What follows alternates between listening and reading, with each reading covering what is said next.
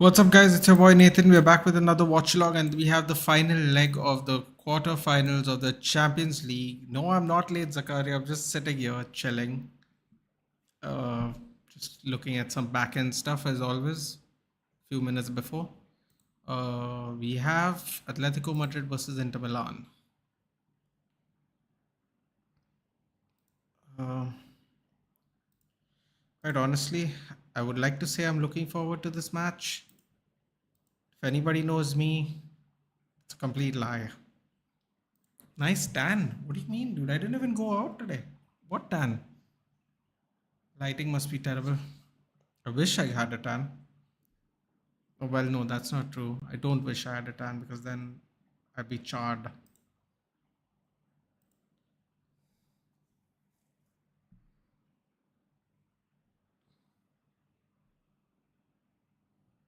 Hello, Mohammad Asif. Oh, by the way, a little update, Zakaria, Mohammed, and LJ. I don't know if you were here when you all heard the Mark Coleman news yesterday, but just to summarize, late last night when we were doing the watch along, in fact, he was woken up by his dog, Hammer, and he was in his childhood home where he came to visit his parents, and it caught fire. He rescued his mum, he rescued his dad. He went back in to rescue his dog. Unfortunately, his dog has passed away. It has been confirmed. His dog was called Hammer, Little Hammer. Uh, he's still intubated and he's still in. I think he's put in an induced coma. I think he's intubated. Um, they have set up a GoFundMe for him. Um, it's really sad because apparently his dog was the one who woke him up to tell him the fire happened. It happened in the kitchen, and his parents are safe, but his dog is unfortunately passed. Updates were given by his two daughters who are with him right now in hospital.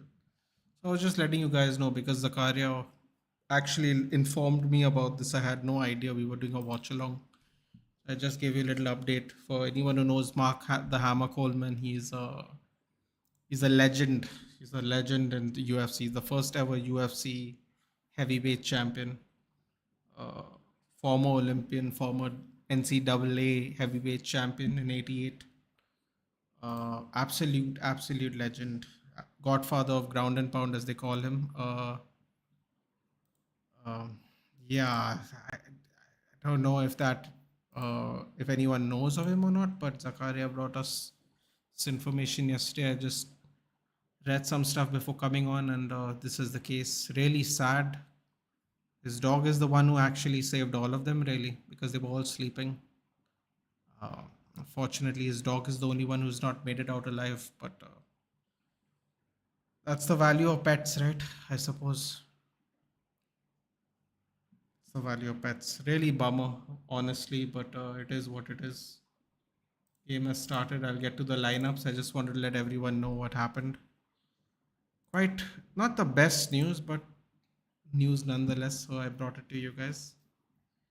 Um, Man, losing pets suck. Bright side, his parents are safe. Yeah, parents are quite elderly, man. I don't know. I don't know how he managed to get all of them out, but he did. I know. Wishing him well. Hope he gets well soon. Yeah, 58 years old. They put a GoFundMe page out for him. He's had a really, really bad past. He's struggling with alcohol, drugs, steroids, depression. He's been around his life lately. I was watching some of his Instagram stuff. He's training. He's trying to stay in shape. He's trying to be distracted, which is can be difficult for fighters who age out of the profession. They always want to feel that limelight. Can't really blame them when you get used to it for so long. But yeah, a diamond, not a pet. Yeah, indeed, an absolute angel. Uh, Unfortunately, God, clearance here by Inter Milan. Fees 50 is yeah, exactly, which makes the feat of rescuing both of them even more difficult, dude. He probably had to carry them out, quite honestly. They were all sleeping as well, so really tough. Electrical fires happen a lot in America, man. A lot. A lot of times electrical fires happen in America, especially in the older homes. It's very sucky. Inter, please win and end the misery. I actually need Atletico Madrid to win for the UEFA coefficient, sadly. What's up, Aditya? Come on, Inter. If he's 50, yeah. Come on. Hello, Solomon. Good evening. Your test came out well. No, they did not. To add to some more bad news, but we'll deal with that when we come back from the trip, man. I can't be bothered right now to stress myself out about all this. Long ball by Atletico, cleared out by De Vrij. Morata loses the ball. An assist for Doughty finally. Is that what is that rap? Oh yeah, that game's already started, right?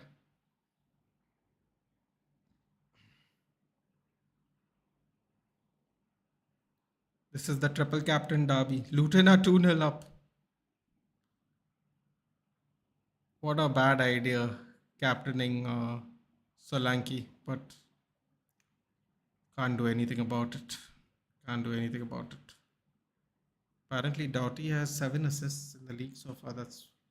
I have a feeling if Luton goes down, he's not going to join them. Just a hunch.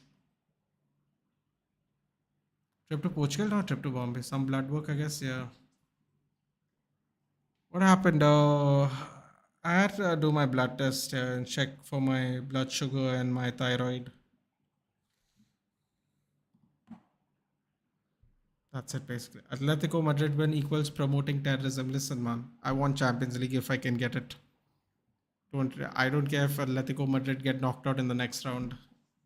I need them to win. I need them to knock out Inter Milan though, for us to even have like an outside chance to qualify for the next Champions League.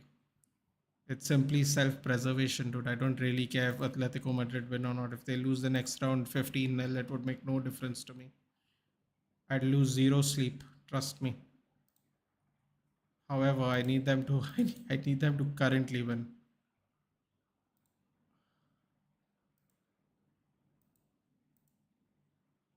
Sadly for myself,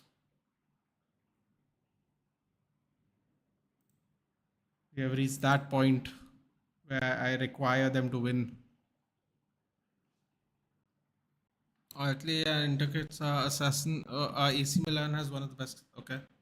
Okay, is all is well? Yeah, it's all right, man. It all can be taken care of. I'm just going to have to be a little more disciplined. Interfocus. By the way, Nathan, I had a crazy food today. Oh, nice. That's all. Controlling thyroid is a difficult task. My mom suffered from it for my entire childhood. Only recently she gained control over it. Diet is completely changed now. Yeah, I'm not going to live like that, brother. Come on, Atletico, man. That would have been great for me at least. Yeah, if I have to change the way I eat, I rather just don't care, dude, because I enjoy my food. I enjoy the experience of dining. If I have to live like that, I rather just do what I want till the day I'm dead because I can't be bothered. 1-1. Oh my god, you won't believe this if I told you. You won't believe this if I told you, all the United fans, but Jadon Sancho has scored his Champions League goal in 3 minutes. Currently, the aggregate's 2-1 up for Dortmund. I would have really liked it if Dortmund lose today. Today, if Dortmund and Inter lost, it would have been really great for me. It would have been a really good bookend to this round of the Champions League. But I don't think PSV have it in them, honestly. And now they're playing at home. Now they're playing in Germany, so it's going to be a problem. Check the ISL table. Hold on.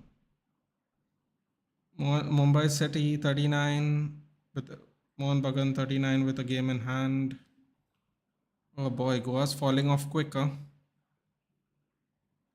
Well, well, that's not true. They're 4 points ahead of Kerala and they're like 12 points ahead of Jamshedpur. So Goa's probably going to finish third or fourth. Not bad. Not bad, I suppose.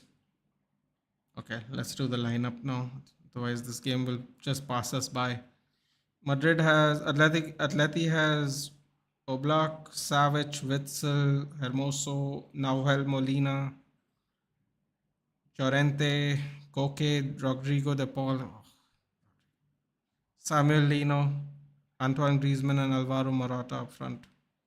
Inter have Jan Sommer, Benjamin Pavard, Devray, Bastoni, Dumfries, Barella, Chalanoglu, Mkhitaryan, Demarco, Martinez, and Thuram.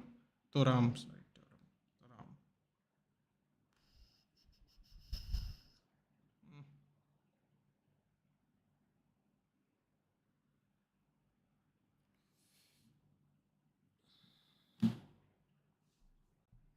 Legendary Sancho, you mean? I mean the guy who scores and assists against teams that are getting relegated in the Bundesliga. I think Goal just reported Messi surpassed LeBron as most marketable athlete in the world. Oh my god, how terrible.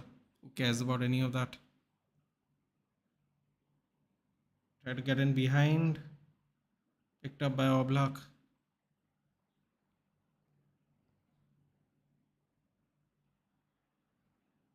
If Atletico Madrid gets knocked out today, the chance of Barcelona qualification. Oh god. See, here's the thing, man.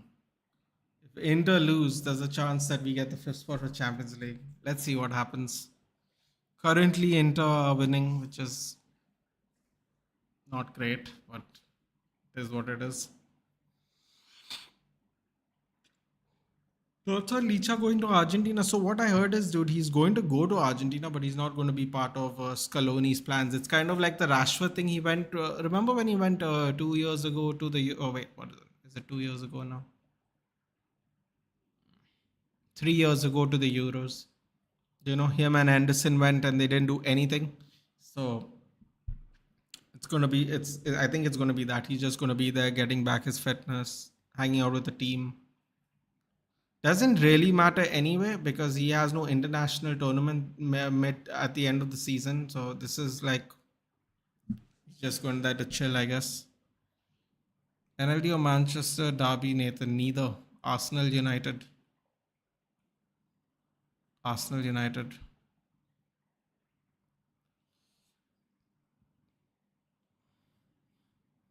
Sancho getting this form back. I guess what's holding him back? No, dude, nothing was holding him back. Okay, I'm going to let you know what the stats are. Okay.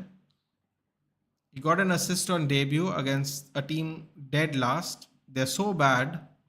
They got recently promoted. They're so bad this season that one ultra came down and addressed everybody. And there's a still of one ultra addressing Darmstadt, and some of the players look scared for their life.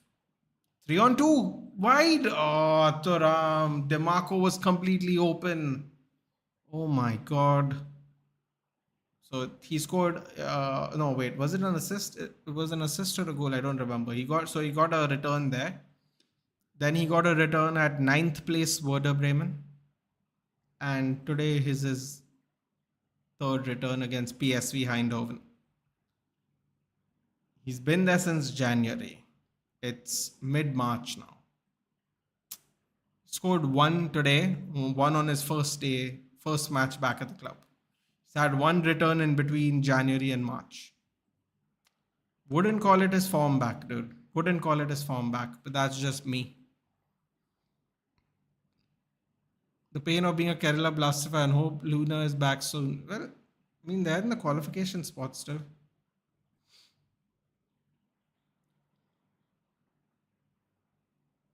Not a bad thing, Licha getting recovered. No, no, not a bad thing, but I don't know why he needs to go to Argentina. But I don't know. Maybe it's some agreement everyone's had with each other, so it's fine. I suppose. I don't get it really why he has to go if he's not even going to play. But then Rashford did the same thing, then got his surgery done after the Euros, which actually affected us. Because if he didn't go to the Euros, he would have already had the surgery and he would be on the way to recovery. I don't really know why he needs to go to Argentina, but I don't know how they come to these conclusions. You also have Aditya. Wait, hold on. I can understand you. Yeah, PSG preparing 75 million for Rashford. Sell Rashford straight away. Yes, thank you. Please. Getting Ahmad to play is like when fans were wanting Donny to get some regular game time. Yeah, probably. I have a feeling Ahmad and maybe Balestri both are actually going to end up leaving our club, which will really devastate me personally, but can't do anything about it. Have an athletic subscription yet? No, do not. Sanjeev Singh, I'm good. How about you? Been 3 years now.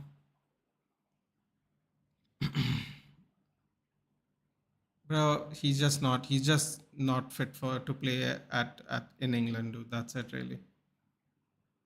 It is what it is. Sanjeev doing decent, bro. I'm very irregular in this channel these days.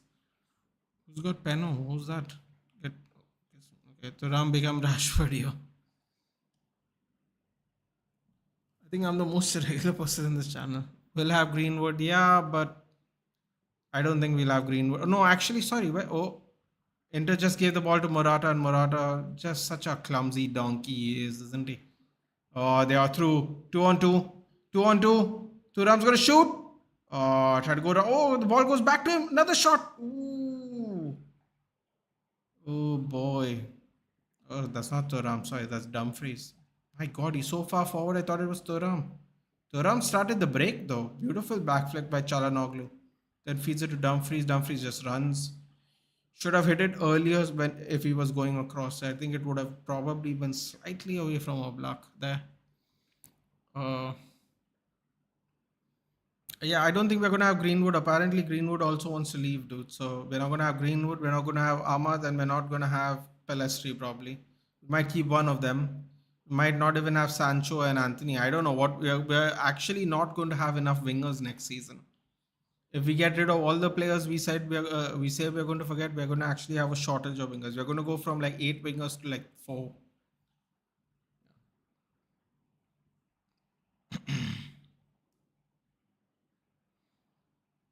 Hey man, gain Modrol and gone like Raichu. Hello Ruchi, good evening. Do rehab as well. Yeah, he's gonna go watch and rehab. Yeah, but I still think it's weird, man. Feel good, man. After 4 seasons, my team qualified for the quarterfinals. Almost in the squad. Yep. Dragon Ball Crazy. Yes, Sakira Toriyama. I saw a picture that day in Argentina. There was a group, like a group congregation of people trying to form a spirit bomb. I don't know if you. Oh, here we go. Atletico scores it. Oh my God. I don't know what Griezmann was doing there. Instead of getting behind the traffic, he actually stood. Good cross there by Morata. They won. Foul. Yeah. Good opportunity there. Weird thing, I didn't know him before this sad incident, bro. You didn't know Akira Toriyama is the creator of Dragon Ball, or you didn't watch Dragon Ball Z? Because that I can understand. 68 years old, dude. Brain hemorrhage, I think. Sad. Beautiful thing in Argentina, though, where they all did a spirit bomb. It looked cool. Come on, Inter. It's good for Man United, then okay, Ahmad and Fakura. Yeah, but here's the thing, dude. How can we determine it's good for Manchester United when they have never gotten a fair shake? We think it's good for Man United because Eric Ten Hag wants to sell them. You know, Eric Ten Hag sold Jimmy Garner. You saw how he played against us the other day. Apparently, he had to sell Jimmy Garner because we needed money, and he was injured during preseason. So they were getting the most money for James Garner. So we sold James Garner. That was his reasoning. Because James Garner got injured just before we could start playing preseason because he was on the preseason tour. So he got really unlucky there. But you saw how well he played against us. If we have a buyback, man, and it's cheap, I would just seriously buy back James Garner. I'm not even making a joke. I just would. Because if we need midfielders, Ericsson's going to go, this person's going to go, that person's going. What was that by Griezmann? If we're going to get rid of a bunch of players, then Amrabat's going to go. Then I think we should just buy back Jimmy for initially at least. I don't think we should sell Ahmad or Palestri. At least ruin their career by aging them so that we don't feel the regret of selling. Bro, here's the thing, right? You're saying at least ruin their career by aging them, but here's the problem. The problem is they don't get opportunities, and people who are inconsistent keep getting picked. Why would they stay? What's in it for them, dude? As Manchester United fans, we think our club is the best club in the world. We want them to stay. I get it, but what's in it for them? Why are they watching Anthony play before them every game, dude? Like what? Amad Diallo doesn't get picked. Omari Forson gets picked. Cut in behind. Someone picks it up. I don't see why. Oh, you said joke. Sorry, I didn't see that. Yeah, but you know what? Some people would say don't sell them, dude. Give them a chance next season. The thing is, it depends on who we sell, dude. If we sell Greenwood, Sancho, and Anthony, then I would say keep them because then we have Garnacho, Palestri, Diallo, uh, Rashford. If we don't sell Rashford too, otherwise we'll have Diallo, Palestri, Garnacho, and Fossen. We're definitely going to need Olise if we sell Rashford. I'll tell you that much. We're definitely going to need him, no doubt. Um, no. You saw Ghost of Tsushima 2 No. No, don't you dare do this, Arnab. I'll not speak to you ever again. You send me the link, you liar. Don't get me gassed for no reason. Distance shot? Ooh! Don't think Oblak should have touched it, but he touched it and it kind of bounced off the post. It was actually a very crazy volley. Bounces off Axel Witzel's head. I couldn't really tell that. Inter brother, safe football. Get lost, dude. I need them to lose. They'll get knocked out next round anyway. What? Who cares? Why Onana giving out interviews like he did a repeat? Bro, I don't really know what they were talking to him for. I know they asked him about Francis Ngannou because he had like a big fight coming and they're both Cameroonian. Like I don't get it, man. I don't know how they decide to time these interviews, dude. It could have been shot ages ago. Like I don't know how it works, man. I think no one likes Atletico Madrid. You're so much hatred for. I hate them because they are rival, but EPL fans don't like them. Why? Because Diego Simeone is a bloody clown. That's why. I don't think people don't even like Atletico. They don't like him. Excuse me. The usual PR interviews. Alvaro, I feel bad for. Alvaro Fernandez, yeah, that's another one. I don't know, man. Malasia stealing a living. Luke Shaw becoming more injury prone, it seems. Although, can I say something, Tolo? Like, people get upset, but I have a feeling we just forced Luke Shaw to come back before he was fully recovered. This is just my personal opinion. There's no way to prove it, but knowing how our medical team is, knowing how desperate we are for lack of players, I wouldn't be surprised. Man, if Van Bissaka comes on, at least we can play Dallo left back too. Like seriously, it's becoming we are really cutting it close with this Lindelof left back thing, dude. It's getting quite frightening. About get someone like Bentancur, maybe Højbjerg kind. Yeah, but here's the thing, Rajat. I don't want to pay rivals more money to get the players that they don't want to keep anymore, because that affects their FFP. If we give them voice crack, that affects their FFP. Why would I help them with their FFP, especially if they can't afford to get in big players? Why add to that? Why add to the tally? Amrabat should have not been here in the first place. I disagree, Mohammed. We needed someone. Menu was injured till at least January. We sold Fred. Uh, Ericsson is hit and miss because he can't really run anymore like that. McTominay is hit and miss. We needed a centre mid. I don't know if we.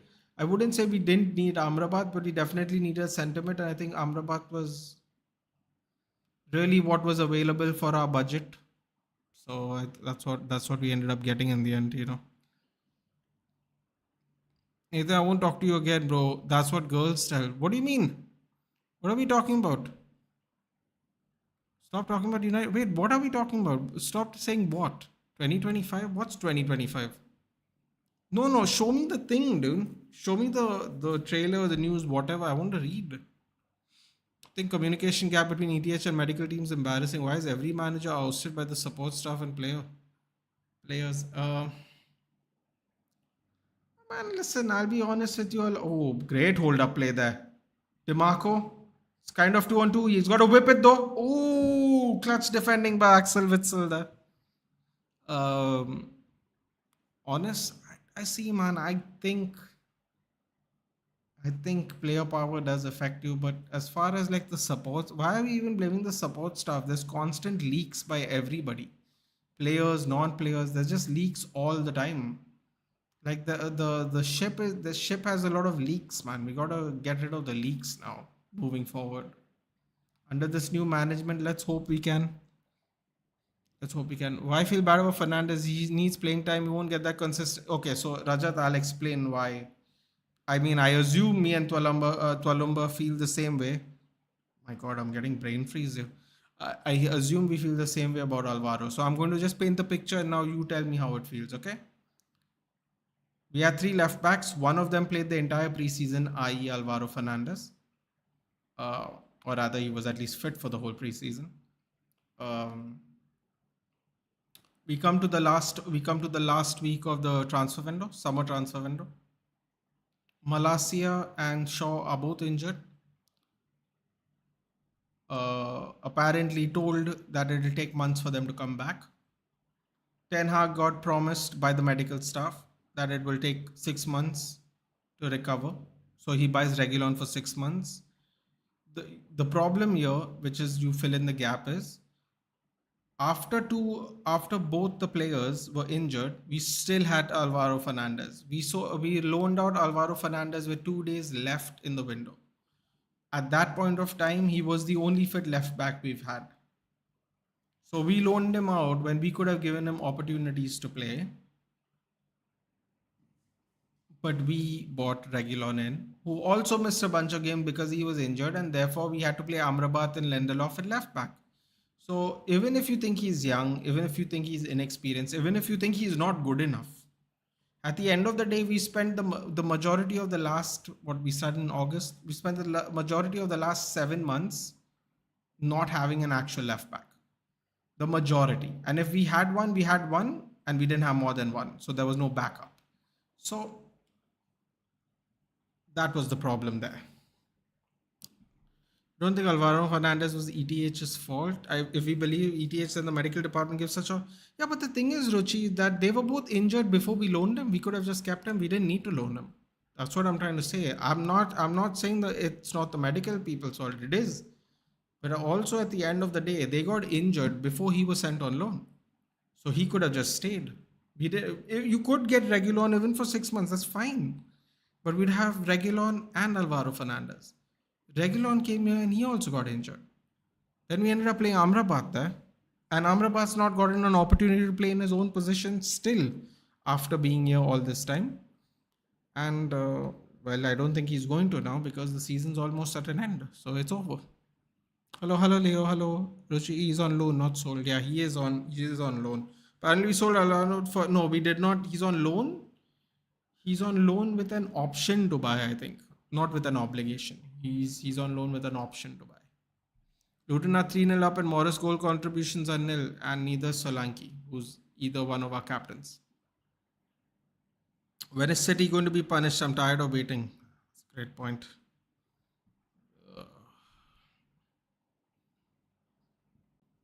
I don't know why, but matches between teams with back three are quite enjoyable. Interesting.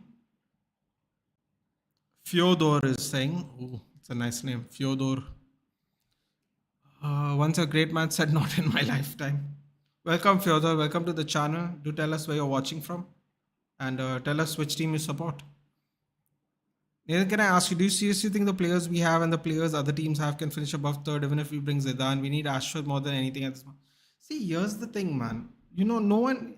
I'm only going to give you last year's example. This is the best question to ask me after the year we had last year.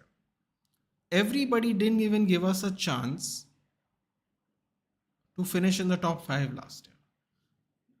Top 4, sorry. Not only did we finish top 4,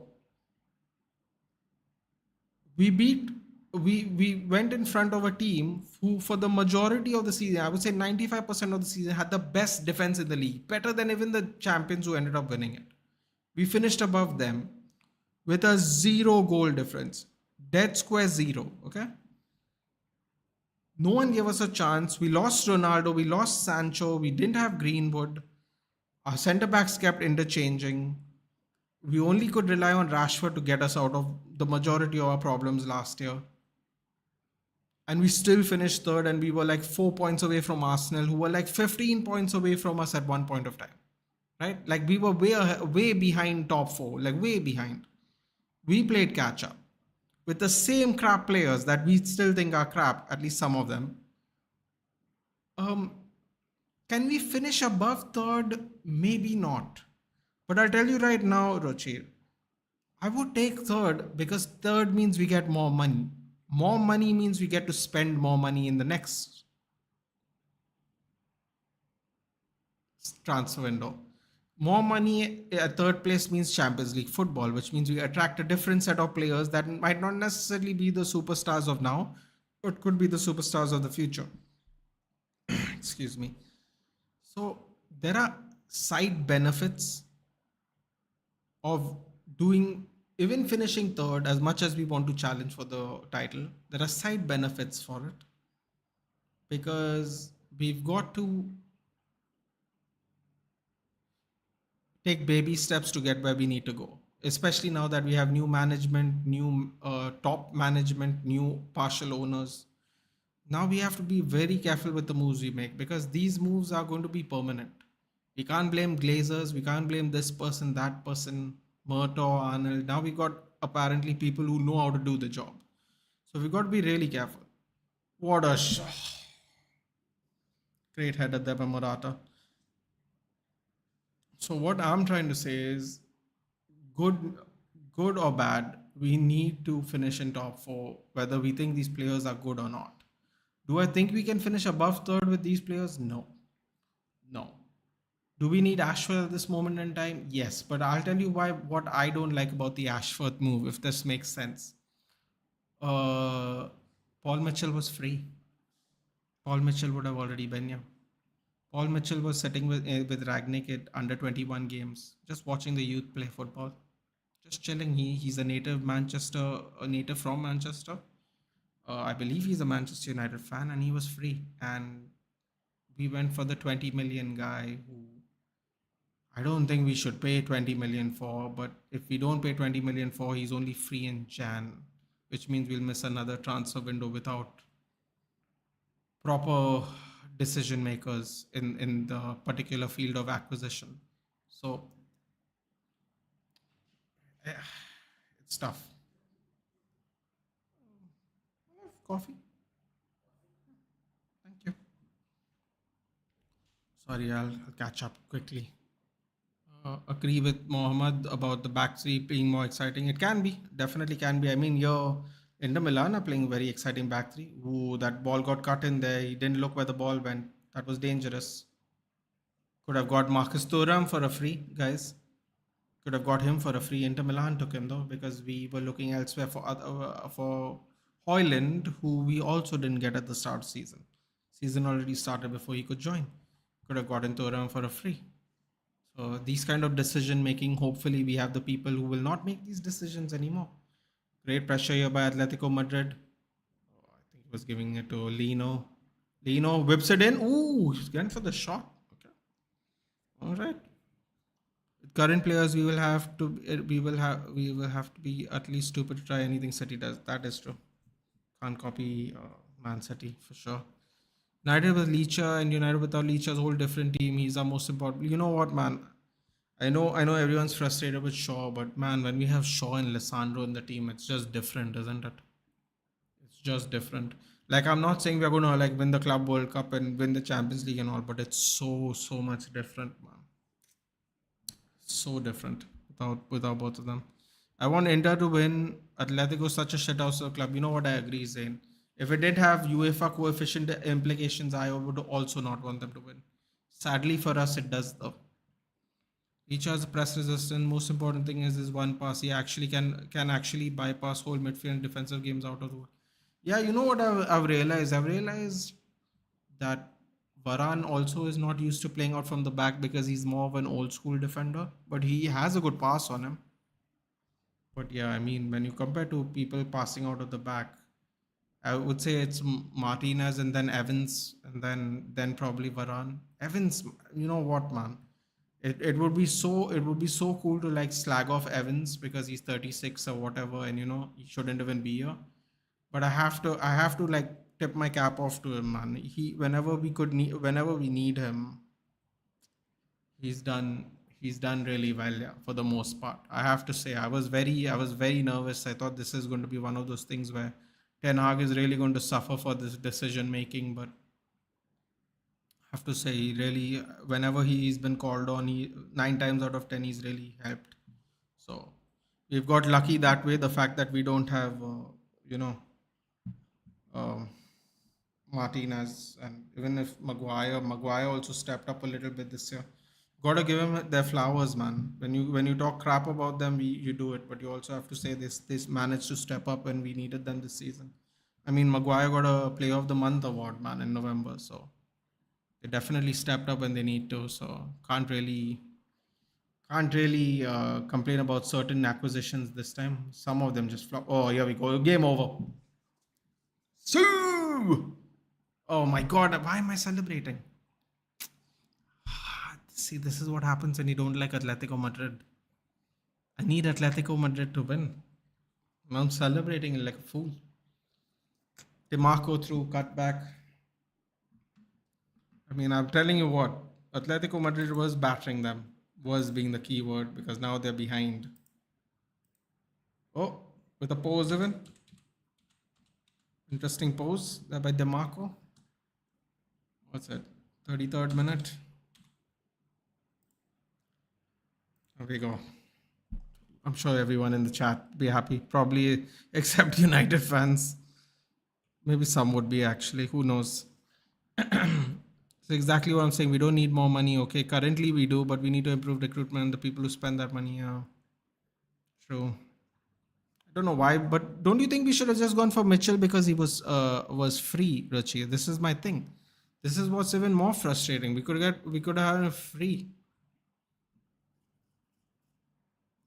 We need, but we won't. But y'all can dream. Yeah. We can see our players' style with Vara not as much, and Leacher playing Sunback. Yeah. Columba doesn't think we're gonna get the kind of money we need to turn our fortunes this season. He's probably right, to be fair. But we can hope. Y'all can dream, like he said. Man United needs to replace the whole negotiating team. Hope Agri is going to go. Paul Mitchell wanted full control with Omar, and with Omar Barada coming in, it wasn't possible. Nabi approached Ashford, but he denied. I mean, stuff. We'll be back one day, hopefully sooner rather than later. Pulling it back. Oh, cleared out there. Imagine if you had better people at Power who were more decisive. We would not have spent too much chasing a dead transfer in De Jong. We could have used the money elsewhere, got Anthony early. Could have gotten Anthony early and probably cheaper too. The more we delayed it and the more Ajax were losing the players, the prices of Martinez. Oh, goal! Oh boy. Oh boy. Oh boy. That didn't last long. Deficits back to one goal. Seems like a terrible fluffed clearance. And Griezmann was just hanging out at the back over there. Let's see it again. Cross comes in. Kneed out by somebody. Oh yeah, he was onside. Clear onside. I don't know what they're checking, but he was onside for sure. There we go. Difference still back to one. Did Richard leave, or is he still at Manchester? I think one of them's left. Which one? I think Arnold's left. Murtaugh is there. Murtaugh is there, yeah. Watching on TV today. Let's go. Boy, that must be a sight. For much less and use the leftover money. What's going on here? They're doing a check. Oh my God, why do they get all the cranky referees to do these matches? Yesterday's guy, today's guy, they're all just very cranky. Okay, relax, okay, my God. Much less and use the leftover money in a defender. I hate Louis Van Gaal. I think ETH could have gotten Timber and then gone for Martinez too. I know there were no links earlier with Martinez. I don't think we would have got both of them, dude, because both of them are really short. Like they're both 5'8", 5'9". We can't have two defenders like that, bro. And yeah, I know Jurien Timber and Martinez can play fullback as well, but listen, man, Van Hal. You could argue Van Hal told him to do the right thing though, Ruchi, because look how many players' careers we have ruined here, dude. I know as fans, we would have taken Timber, and who knows? I mean, listen, he's still not played football yet. You want to make fun of Malasia? He's just as injured as Malasia is at the moment. But who knows? Yeah, thanks. Another foul there for Atletico Madrid. So that's my thing, man. It could have been the same injury. He could have been out this whole time as well. So,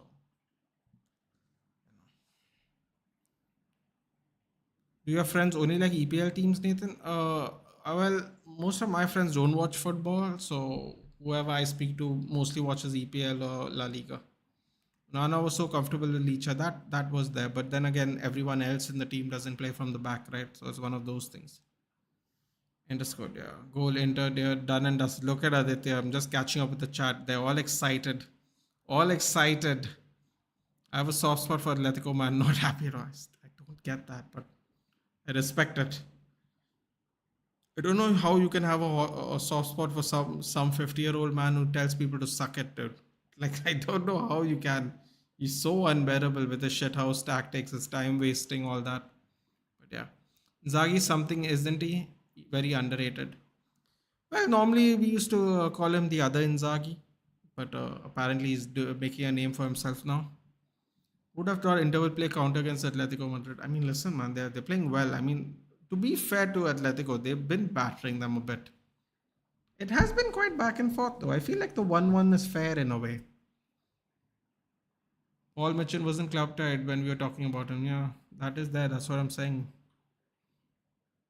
I wonder whole control, but that wasn't possible because of Omar Bara. Yeah, I mean, I'm sure they could have figured it out, though, dude.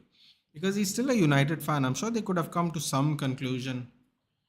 20 million for Ashford, though. I don't know, man. Our Dougie Friedman from Crystal Palace. Apparently, if we get Dougie Friedman 100, there's a very, very good chance you're going to get Olise with him. So, please, I don't need extra time. I don't want to wake up till fourth. I don't think this is going to go to extra time, dude. Not with the way they're playing. Besides, Atletico Madrid still has to score one more goal before we can even talk about extra time. Griezmann was roaming in the park. Suddenly, ball came to him for a tap in. I believe we need to accept that we can't get an Mbappe or world choice number one. It's time to make players. We need to get prospects like Hoyland who have great potential. No better person than Ashworth. God, I hope you're right, dude. Because some of the names I heard, Paul Mitchell get, I was like, whoa, okay. Apparently, Paul Mitchell found Son. I forgot the other names, but one of them was Son. I remembered it. Who the hell kind of tackle was that? That was an interesting move there by Martinez. Didn't Ten Hag prioritize Timber, but Louis Van Gaal comment from the Netherlands saying yeah, because he said you're not going to. Okay, so let's put something into perspective. What he said was that he was going to get mismanaged in Manchester United because he's had experience of it. And let me tell you something, Rajat, based on the people we have already, I repeat, already misappropriated their careers and mistreated them in terms of giving them opportunities, you could argue that Louis Van Gaal is correct. Because here we sit today saying Alvaro, feel bad for Alvaro, feel bad for Ahmad, feel bad for Facundo. Amrabat's been playing left back more than the midfield. Lindelof's been playing left back more than centre back. Now this has something to do with injuries.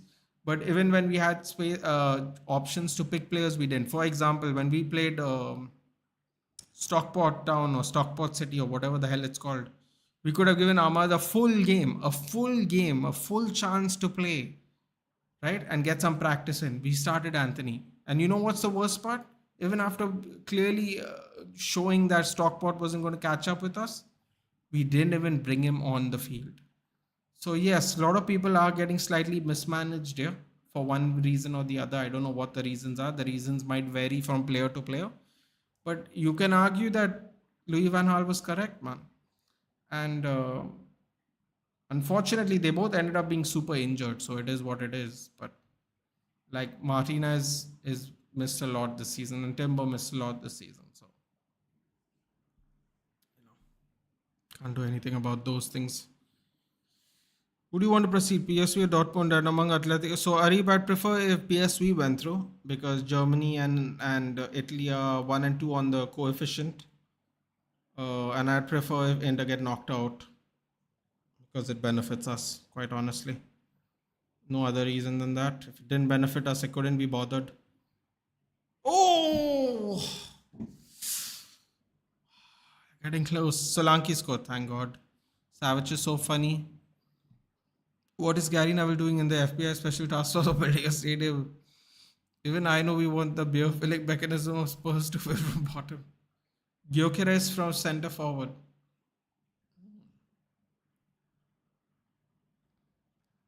Not a bad shot.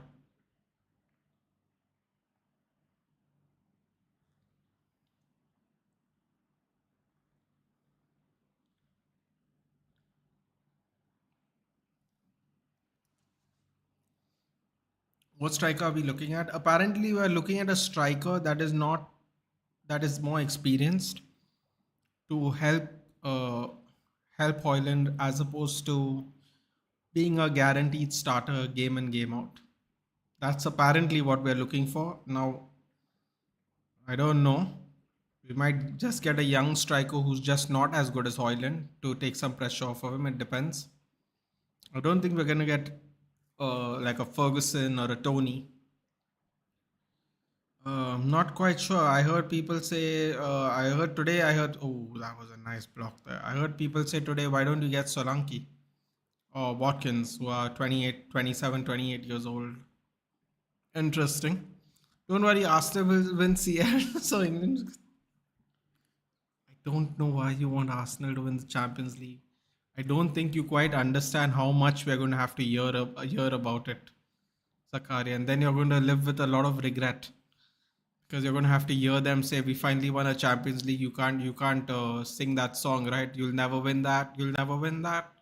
You know, a lot of people just sing that to them. I think Nottingham Forest fans. That was hilarious, by the way. Nottingham Forest fans sung it to them. I think in their first season. You'll never win that. You'll never say that. I think European champions. Do you think Radcliffe is a good person? Wants good for the club? Ruchir, I'll tell you what. I don't trust anyone that makes this kind of money because, like I told someone last year, because they were going, oh, the Saudis, you don't know what they're gonna do. Sorry, Qatar, you don't know what they're gonna do. They have all these, there's all these things against them, like morality stuff and all. And I was thinking to myself, wait a minute, do you think people become billionaires because they're nice guys? Do you understand the concept of how business works? You think people there's a reason people say it's not personal, it's business, because business is ruthless and you wouldn't do that to people personally. There's a reason people say that. And apparently Jim Ratcliffe is an absolute angel that's just got a couple of $1 billion in the bank. £1 billion in the bank. Which is a very interesting theory and very, very lopsided. Do I think he wants the best for the club? I think if he wanted the best, absolute best for a club, he would buy it outright. I think he getting into bed with the Glazers is not a good look, personally, unless he buys them out in the next 1-2 years. So you can understand like he really needed the funds to accrue to truly buy them out. I think if he buys the club in the next 2 years, I think I'm willing to give him a little bit of a pass. But as it stands now, where he might never buy the club fully,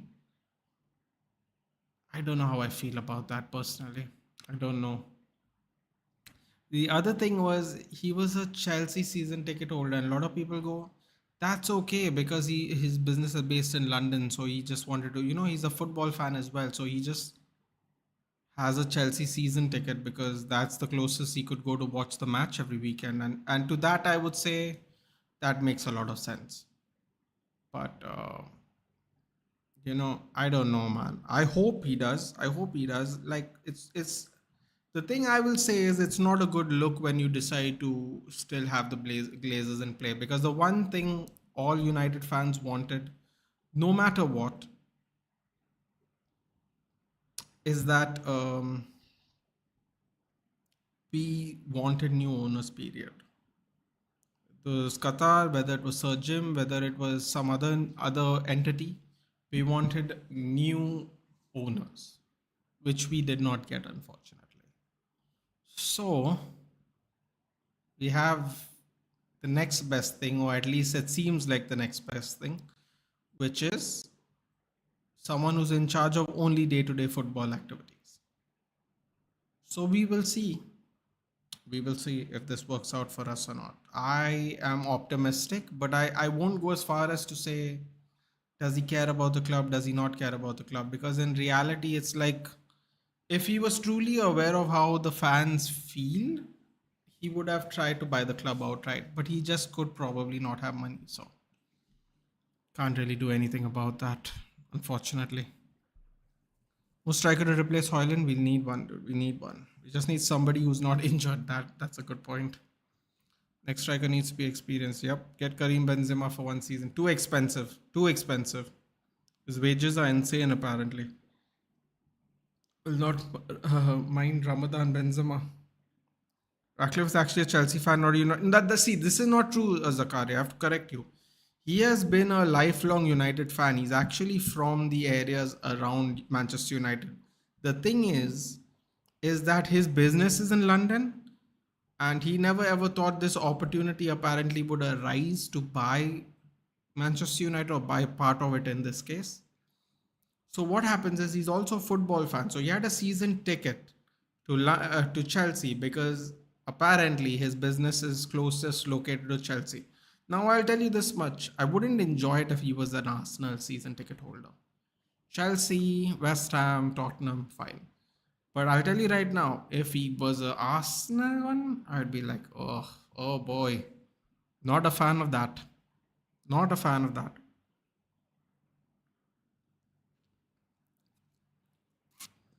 What is wrong with Abdo and Carragher? Don't get it, man. As far as I know, Abdo is a United fan, isn't she? But I don't really know what you're talking about because I haven't seen the clip. Normally they like to banter each other, so I don't know what you're talking about exactly. But you're still going to get marketing signing like Ronaldo second time Pogba mounts.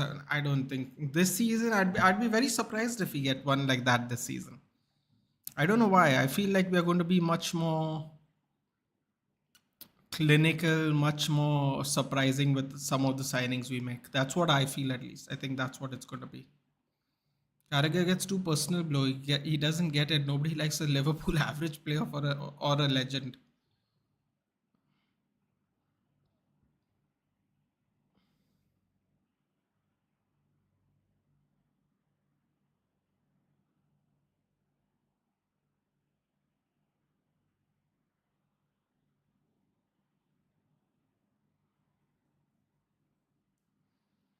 I actually believe we are not going to be able to get marketing signing now. Yep. I actually think the opposite too. Actually, want Nathan to play a striker for Man United. Listen, dude. I would have been sold in 6 months. I'll tell you right now. I would have been sold in 6 months.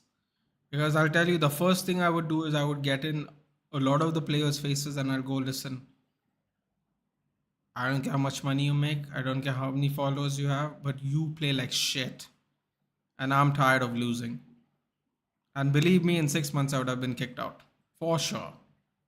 Absolutely kicked out. I would have got in their face and say, I want to be here. I don't know what you want to do, but I'm tired of losing. And if you're not tired of losing, go lose somewhere else on your own time. Please don't lose in my time. Not interested. Also, Cesc Fabregas' hairline is kind of depressing considering he's not that old. This is what happens when you put too much gel in your hair your whole life. Can't be doing that, buddy. Can't be doing that. Next thing you know, you're mid 30s, you're balding. It's not looking good, bruv. Jamie Carragher wants to comment about everything. No one likes him. Take a hint, Liverpool man. Same guy who said Licha won't work as CB. Yeah, but at least you know what, dude. At least he put his hands up and says he was wrong about his take. So at least he corrected his statement. He should have never questioned her loyalty to her husband or even for a joke. It's crazy if you think about. Bro, I don't know what you're talking about, but I'll tell you right now, she's not married because I know who she's. I know who she's engaged to. She's not married. I know that much. I know she was married before, but she's not married at the moment. She's going out with someone right now. If you want to know, I'll tell you guys. But I don't think it's really important because I don't really know what you're talking about. But she's not currently married.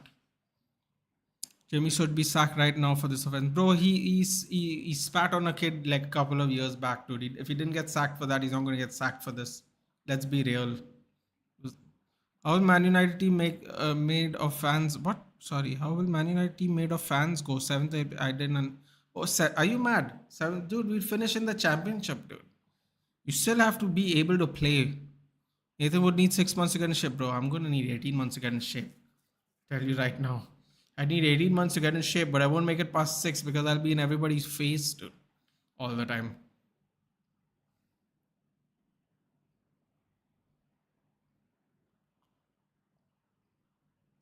How does it matter? I talked about. I don't know what he said, dude. I don't know what he said. So I can't really. And also, can Ruchi, here's the thing. They could have a relationship where they don't mind battering each other about these things, dude. I've seen compilations of her absolutely violating Micah Richards, but they don't seem to have a problem with each other. So maybe that's just how their how should I say, their relationship is. Maybe they enjoy that kind of banter. Maybe they just do it, like because I see her make fun of Micah Richards all the time, dude, all the time. So they have that rapport with each other. As far as I know, they have this rapport with each other where they all dig into each other. So UCL top scorers: Griezmann, Haaland, Kane, Mbappe. I like how they Rasmus is under that, but they don't show it. Rasmus is in five before the quarterfinals. This is the last set of the quarterfinals, but we let them be. We let them be. They got to six finally. Rasmus played a whole lot less games, but it's okay. Bournemouth equalized. What are you saying? It's 3-3. That can't be right. Bro, what kind of mad game are we missing? Well, this game, to be fair, has been all right actually too. I shouldn't say that. This game's also been all right. This game's 3-3 at 65 minutes. Shit. Wow. They scored 3 goals in 14 minutes, 50th to 64th minute. Antoine Semenyo, Ryan Christie, Elias Zabarny, Mepham, and Solanke. Oh, Chongi scored. That's nice. Oh, Chongi scored the first one. That's even nicer. Ogbene and Barkley. Bro, Barkley's playing like he's turned back the clock, dude. Apparently he's only 31, dude. Why? I don't know why I feel like I've seen him play for 20 years. Mad. Context, please. What context? What are we talking about? I don't know what the context is either, actually. Uh, who's Disco Mero? Don't trust him, okay? Nathan, there was silence from Micah, and when Micah is so shocked, we know it's bad. So he stepped back, not getting too involved. It was uncomfortable. Also, it's about the vibe Abdo and Micah has that. Possibly. Hey, Bhavesh. Long time, buddy. How have you been? Vincenzo Italiano. Okay. Sancho Snake scored. What is that? Again? Do we sign Pedro Porro? Bro, we're going to have to lose a lot of money to sign Pedro Porro. Spurs aren't going to give any of their assets cheap, dude. Oh, yeah, he did score in the third minute, Rachir. You joined after that. We were up to date. The third minute he scored. Yeah.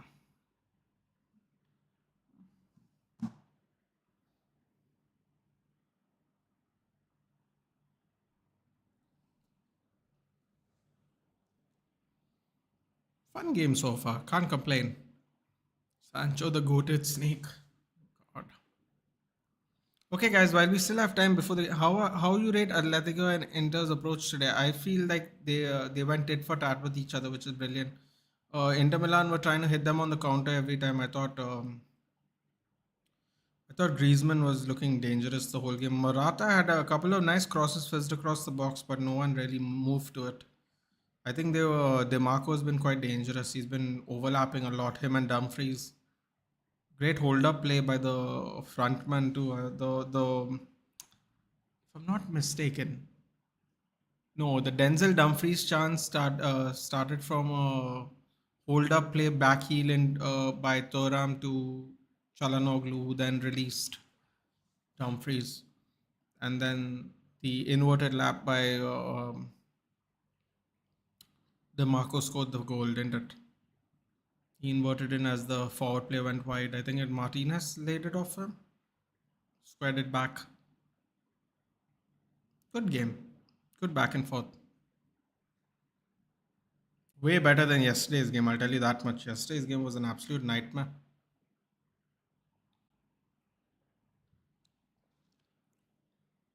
Watch from 10 to 25 seconds. Wait, what are we talking about? For context. Oh, okay. Wish you got Sasha Boy. He went to, you know. Man, listen, you know what? We are hyping up the excitement of the top management we have got now. We're going to see how well they do. This is why I'm still reluctant to say they're going to do this, they're going to do that. I want to see what they actually do, man. We'll take Dalao and Mazraoui good depth. Apparently, we're looking for a left back. I don't know, man. How do we go from three left backs to buying a new left back in the same year? It's really disappointing. Really disappointing. At least the right back, I get it because apparently we are going to sell Wan Bissaka. Now, if we can get money and Wan Bissaka for Olise, I'll take it. Assuming we don't have to pay too crazy amount. Marco's actually a dangerous player. I have him in FIFA Mobile, packed him for free. Dude runs crazy on the wing when I leave the game on auto. He has great passing. He's played well today. He's played well today. I saw him for Italy in the in the in the Euros or something it was, or in like friendlies. I was like, I didn't think he was very good then, but pretty nice. Two left backs. We have three, dude. We have three. Alvaro Fernandez is on loan. He's coming back. Alvaro will be back. Don't need a left back until you sell Shaw and get a world class guy. Bro, I'll tell you what. I hate saying it, but I would sell Shaw and Malacia, keep Fernandez as backup, and I would buy a new left back. He deserves a chance to play football, dude. Whether you think he's good enough or not, we'll see. But oh my god, that ball went on the ground. That ball went on the ground. Look at him celebrate. Sancho celebrating.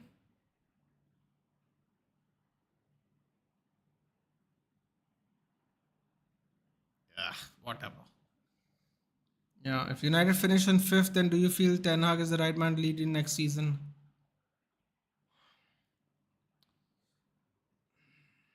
Honestly, I don't want to make the call. I don't want to make the call because it's very simple. I don't want to make the call because I feel like I want to see where they finish. It's as simple as that. I don't want to make the call at all. If he finishes fourth, probably they still might change him. They still might change him, and if they finish fourth, so I don't know. For me, if we somehow get Champions League, if we get fifth, considering the amount of season injuries we've had, Bhavesh, I would give him one more year. And here's the thing: the reason I say that is because he has one more year left on his contract. So if we can get rid of some of the players that he did not buy, plus buy some of the players he did buy, and for some reason it does not work out, then the new manager only has Eric Ten Hag players. Now, we all know he's going to want to buy players of his own, but it's better than having 3, 4 managers worth of players. So if we can offload a bunch of people, especially ones that he did not buy, and we buy him maybe two, three more players of the players he wants, and it doesn't work out next year, then basically the new coach will start from fresh. He'll only have one manager's players, uh, which is better than having a bunch of different eras players because it's just nightmarish. Marco with a wonderful ball spot on his head. Fancy haircut can't cover that. But yeah. But Benfica will probably sell Fernandez permanently. Probably. But if he does not, he needs to come back. It depends on what we can get. It depends on who we can sell.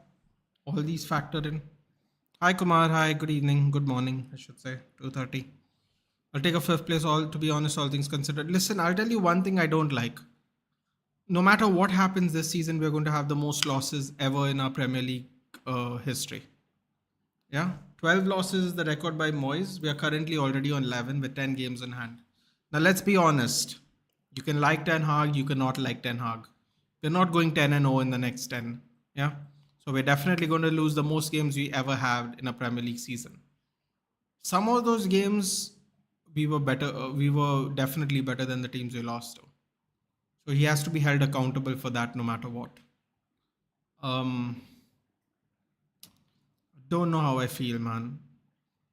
If he didn't lose so many games, I would agree. But we already lost 11 games out of 28. It's not great, man. It's not great.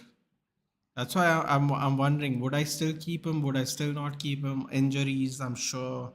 I mean, Spurs had injuries to key players. They're still in front of us by 6 points. Like I don't understand why we don't realize that Postecoglou had some of the similar key important players missing, and he's done well. Then people say Manchester United's of a different level, different expectation. I'm like, it doesn't matter what the expectation was.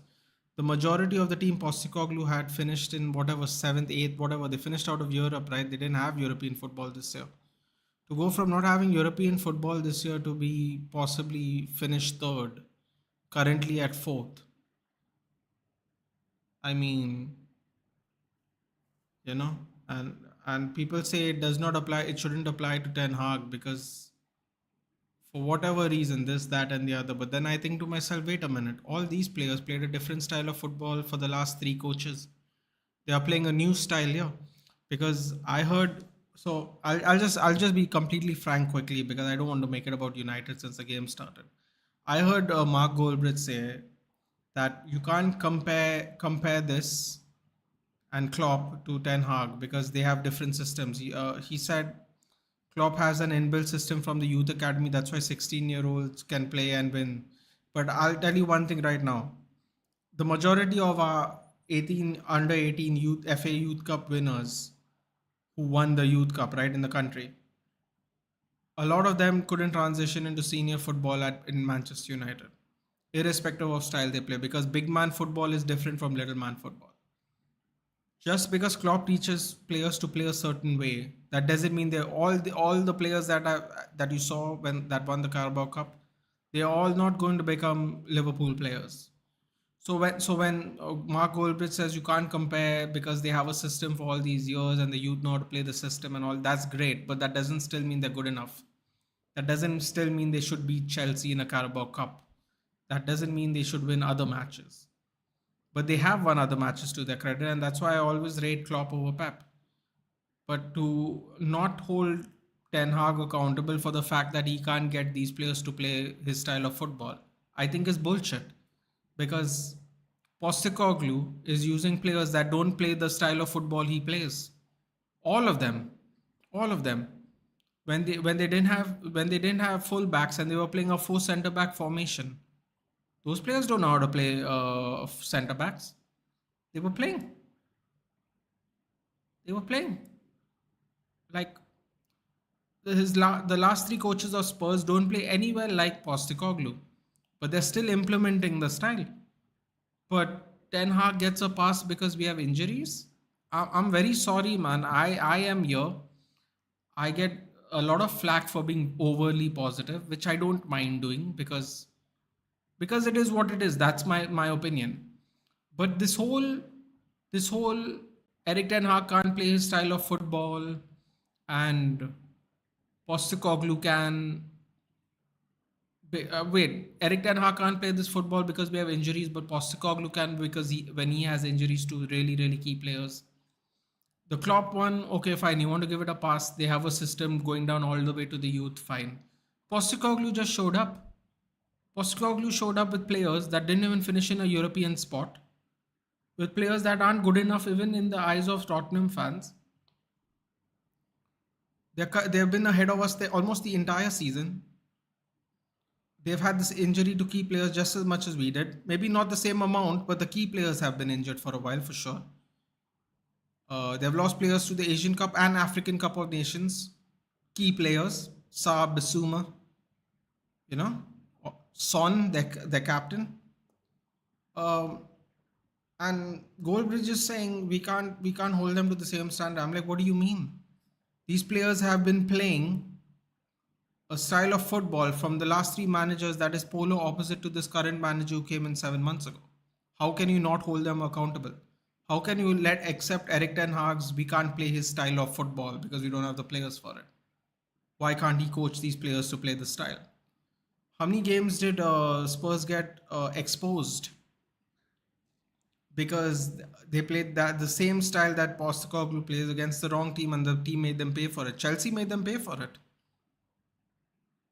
right? Even though there were red cards, whatever, they still made them pay for it. Even when they were two men down, they still played that same style of football. Stupid or not, they still did it. I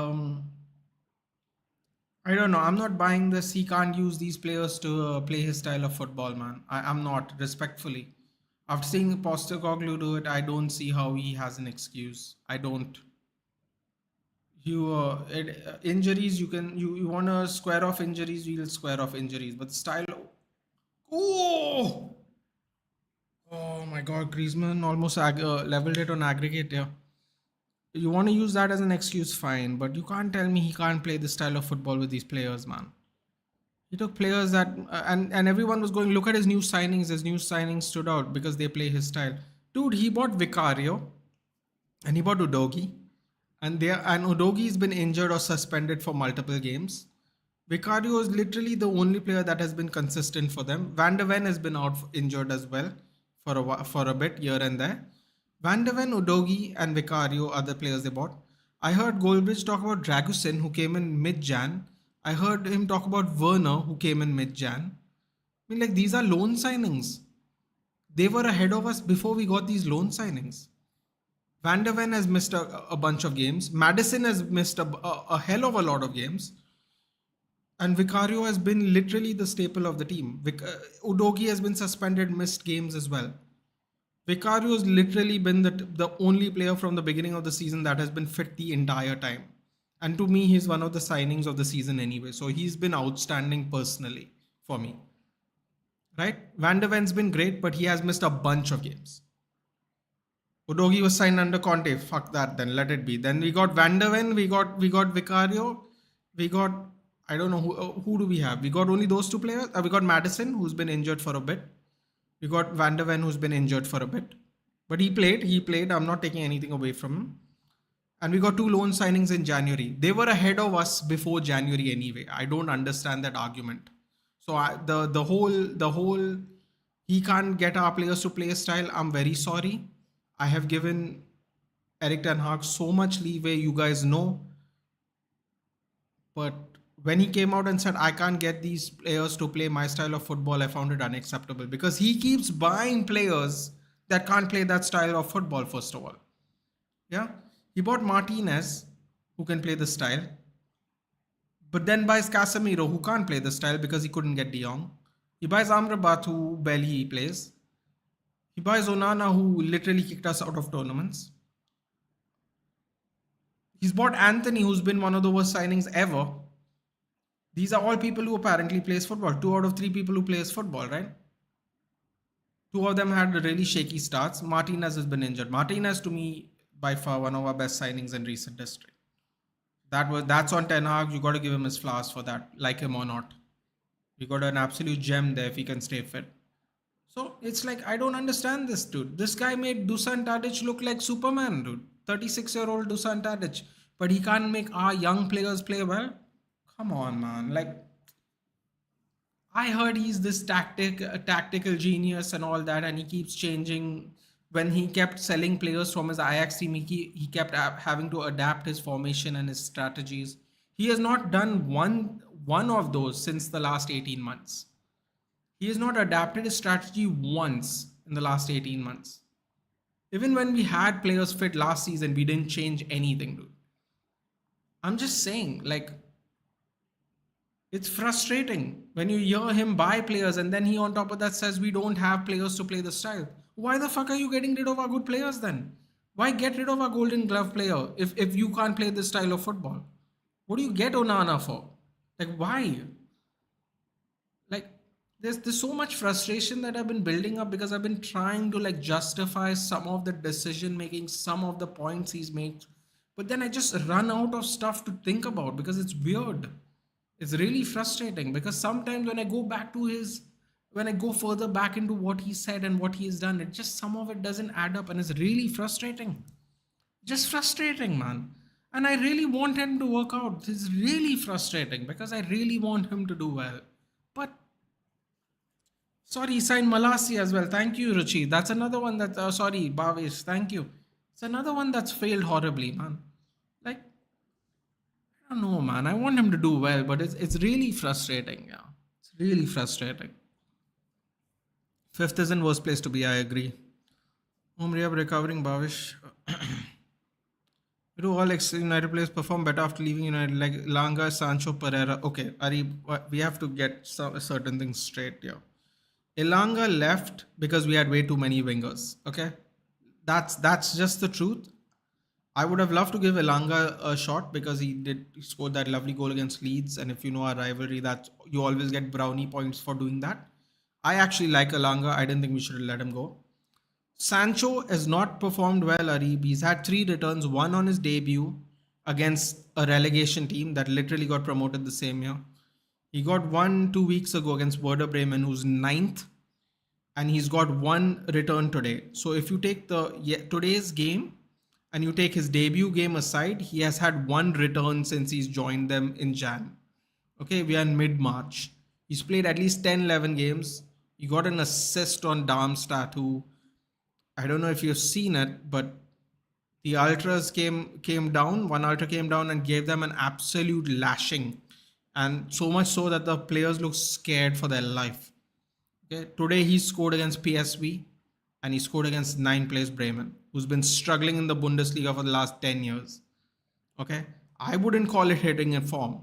You can call Elanga hitting form because he's actually played well since he's left, but I wouldn't call what he did for sure. As far as for Pereira, dude, Pereira was horrible for us. So much so to the extent that the only loan we could get him was to Brazil. One of his loan periods, he went to Brazil. Now he has rectified his career at Fulham, which I'm very happy for because at the end of the day, he's a youth product, and I'm always happy to see our youth products do well, even if they can't do it at United, because it is what it is, man. That's how football is. But don't get it twisted, dude. Pereira got plenty of chances, Ari. Plenty. Plenty. He has 6 months before Bruno and couldn't do anything. And Bruno came and changed the game for us. People may not like him, but that's how history unfolded. It didn't unfold through vibes. It unfolded through actual output. So apart from Elanga, those two guys are and Pereira, who's taken 3 years to get this form, he went on a bunch of loans. He's gone on a bunch of loans, and I'm so glad he's done well. But there's also less pressure on you when you're a player for another team, dude. Lingard's the best example, Ari. He killed it at West Ham. The next year he went to Nottingham Forest on a free. He's now in Korea. Okay, so there are plenty of examples where you leave United and you actually get worse. Plenty. So I get what you're trying to ask, but there's plenty of examples where they have actually gotten worse. So I hope that answers your question. Bournemouth went from nil 3-0, sorry, down 0-3 or 0-3 to 3-3 in quick time. Still more time left. Yes, because Arif, that is their level. That's not fair enough. I feel Ten Hag is not the right man to lead United in the future. In 2 years, he fails to implement any philosophy, plus fails to bring the best level out of most players. Fair enough. It seems that way right now, but let's see. Let's see. Man United doesn't have Man City and Liverpool type structures, do we? No, we don't. We have no structures, dude. We have no structures. We're like a hot air balloon, just going on vibes and views. Playing Amrabat or Lindelof at left back is not on our board. That is ETH deal regarding the cease to blame. Yeah, I mean, he could have not lent Alvaro Fernandez on loan. Partly it's his fault, partly it's the medical staff's fault because the medical staff said the left backs are going to be back before Jan. So they both get blamed for that. Postecoglou is having a new manager bounce. If you think about it, we were exactly where they were last season. We were recycling the ball well near the box, holding for first 60% possession. Winning games too, not leaking goals. De Gea had the most clean sheets. I wouldn't say Ten Hag changed according to the team. We grinded out our victories in each home game against top six. Spurs didn't. Yeah, but bro, listen. At the end of the day, you know, at the end of the day, when De Gea had the most clean sheets, but De Gea also made 91 saves in the league itself. He had double the saves of Pope, more than double the saves of Edison, almost double the saves of Ramsdale when Ramsdale's goal. Dude, David De Gea made a lot of saves and we got rid of him. A lot of people say it's because of the defense, but when you see how many shots he saved more than double the shots of the people who finished above us. All three of the goalkeepers that were above David De Gea in the league all saved less than half the shots he had to. He was exposed still with that defense, but people don't give him credit because he doesn't play from the back. I can't deal with this disrespect, dude. He has been our best player post Fergie in our literally our worst ever time since the 70s, since we have been relegated. He has been our best player since the last, in our worst times in the last 50 years. And the way he has been disrespected by Ten Hag, by some of the fans, doesn't sit right with me, man. Because he was they raked him over the coals for the goals he conceded. But Onana, oh, it's his it's his first season, this, that, and the other. I'm like, bro, he's 28 years old. Champions League final, where was the energy? Champions League final, he's going to come in, he's going to be like a fish to water. He's been in the high pressure situation. He knows what it's like to be in the topmost thing. But then he came to Manchester United and he felt what topmost really feels like. It ain't fun. It ain't fun. Ask Dubravka. Dubravka was shitting himself. One game he played for us at Old Trafford. He was breaking it. They thought he was a Champions League final goalkeeper, so he'll handle the pressure. No, I'm very sorry to tell you, dude. It's different gravy every week in and week out at the Premier League when you play for Manchester United. However shit we've been, that's never going to change. It's different gravy when you come to OT. It's different gravy when 80,000 people are looking at you really, really close. And you know what some people were saying? Some people are going, even David De Gea had a bad first season, a bad couple of seasons. I'm like, bro, David De Gea was 19 years old. What are you talking about? You're comparing a 19-year-old to a 28-year-old who's fresh off a Champions League final. Where's the comparison? Is Alvaro Fernandez supposed to be better than Marcelo right now? What's going on here? What is this energy? What is the comparison? People just wanted him out, dude, because he didn't do the sexy kicking long ball stuff. Let's be honest. Let's be real. How many goals have we conceded this season in the league? You're going to blame the centre backs? But when David De Gea makes 91 saves last season, we go, oh, the centre backs helped him. Come on, man. Like, the agendas are going to agenda, dude. But let's deal with real numbers and not vibes and feelings, dude. 91 saves last year in the Premier League, dude. Just the Premier League. Come on, man. I love David De Gea, and I know it may seem like bias, but let's just go by numbers, dude. If you go by his league numbers and David De Gea's numbers, it's still not the same. It's not. You can go see. Just the disrespect he got, the way he got ousted of our club, it makes me sick, dude. Like, really sick. That's one thing I don't like Eric Ten Hag for, man. The way you deal with players, is on you. You can, because we know the board was going to re-sign him at a lower fee structure. We know that. We know it's on Ten Hag. You can't blame no one for that. You can't blame Arnold. You can't blame Murto. You can't blame those silly Glazers. They were going to re-sign him. for a reduced pay cut. You know why he took a reduced pay cut? Because he loves Manchester United. That's another thing that you can't buy. That you can't buy. Sancho's the best example of it. You can't buy it. You'll never be able to buy it. It's either in you or it's not. I remember seeing the, I don't know why I'm getting emotional, but I remember seeing the interview where the Ander Herrera interview, I think, when we were going to play Bilbao in the Europa League. Does anyone remember that, where he was mid interview, he was in tears? I was like, look how we destroy players, man. How badly we treat them. Look how badly Rio was treated. He just went up one day. The one of the was it Arnold Murto? I don't know, whoever the hell it was. He came up and said, "Yeah, we're not re-signing you." Bro, there is no respect. There is no respect. It's just sad, man. It's just sad how we treat our own players, dude. It's just sad, and it's quite honestly, it's really disgusting. It really is. Oh boy, I have a lot to catch up with. Give me a second. Went on a really big rant there. Bournemouth 4-3. Unbelievable. Don't know what Luton was doing there. Roll me one Kenobi. That's a nice one. You're all from a Los Blancos fan. Looks familiar. Roll me one Kenobi. You doggy. Is that how you say his name? You doggy? I've been saying it wrong then. You doggy. Yeah, Alfonso Davies in the summer. Mendy will be gone. He also isn't happy with the new contract they offered him. Son was expecting to be fit to play Brentford. Yes, that's what we got. The initial diagnosis was he'll be back after the international break. So I'm glad. Ten Hag will leave. Then which manager you want to see United next match? This is the discussion we had earlier, Bhavish. There's not enough world-class managers left on the table for us to be picky. A lot of people are saying they will take Simone Inzaghi. I heard Frank, Potter, Southgate. Disgusting. I wish you got De Gea instead of Kepa, but so glad we're sending Kepa back to Chelsea after his loan. Ruben Amorim, thank you. That's someone. Ruben Amorim, I believe, is the Sporting Lisboa coach, Sporting Lisbon. Why do you keep forgetting Lukaku is still a Chelsea player? Because we've all forgotten that he is one.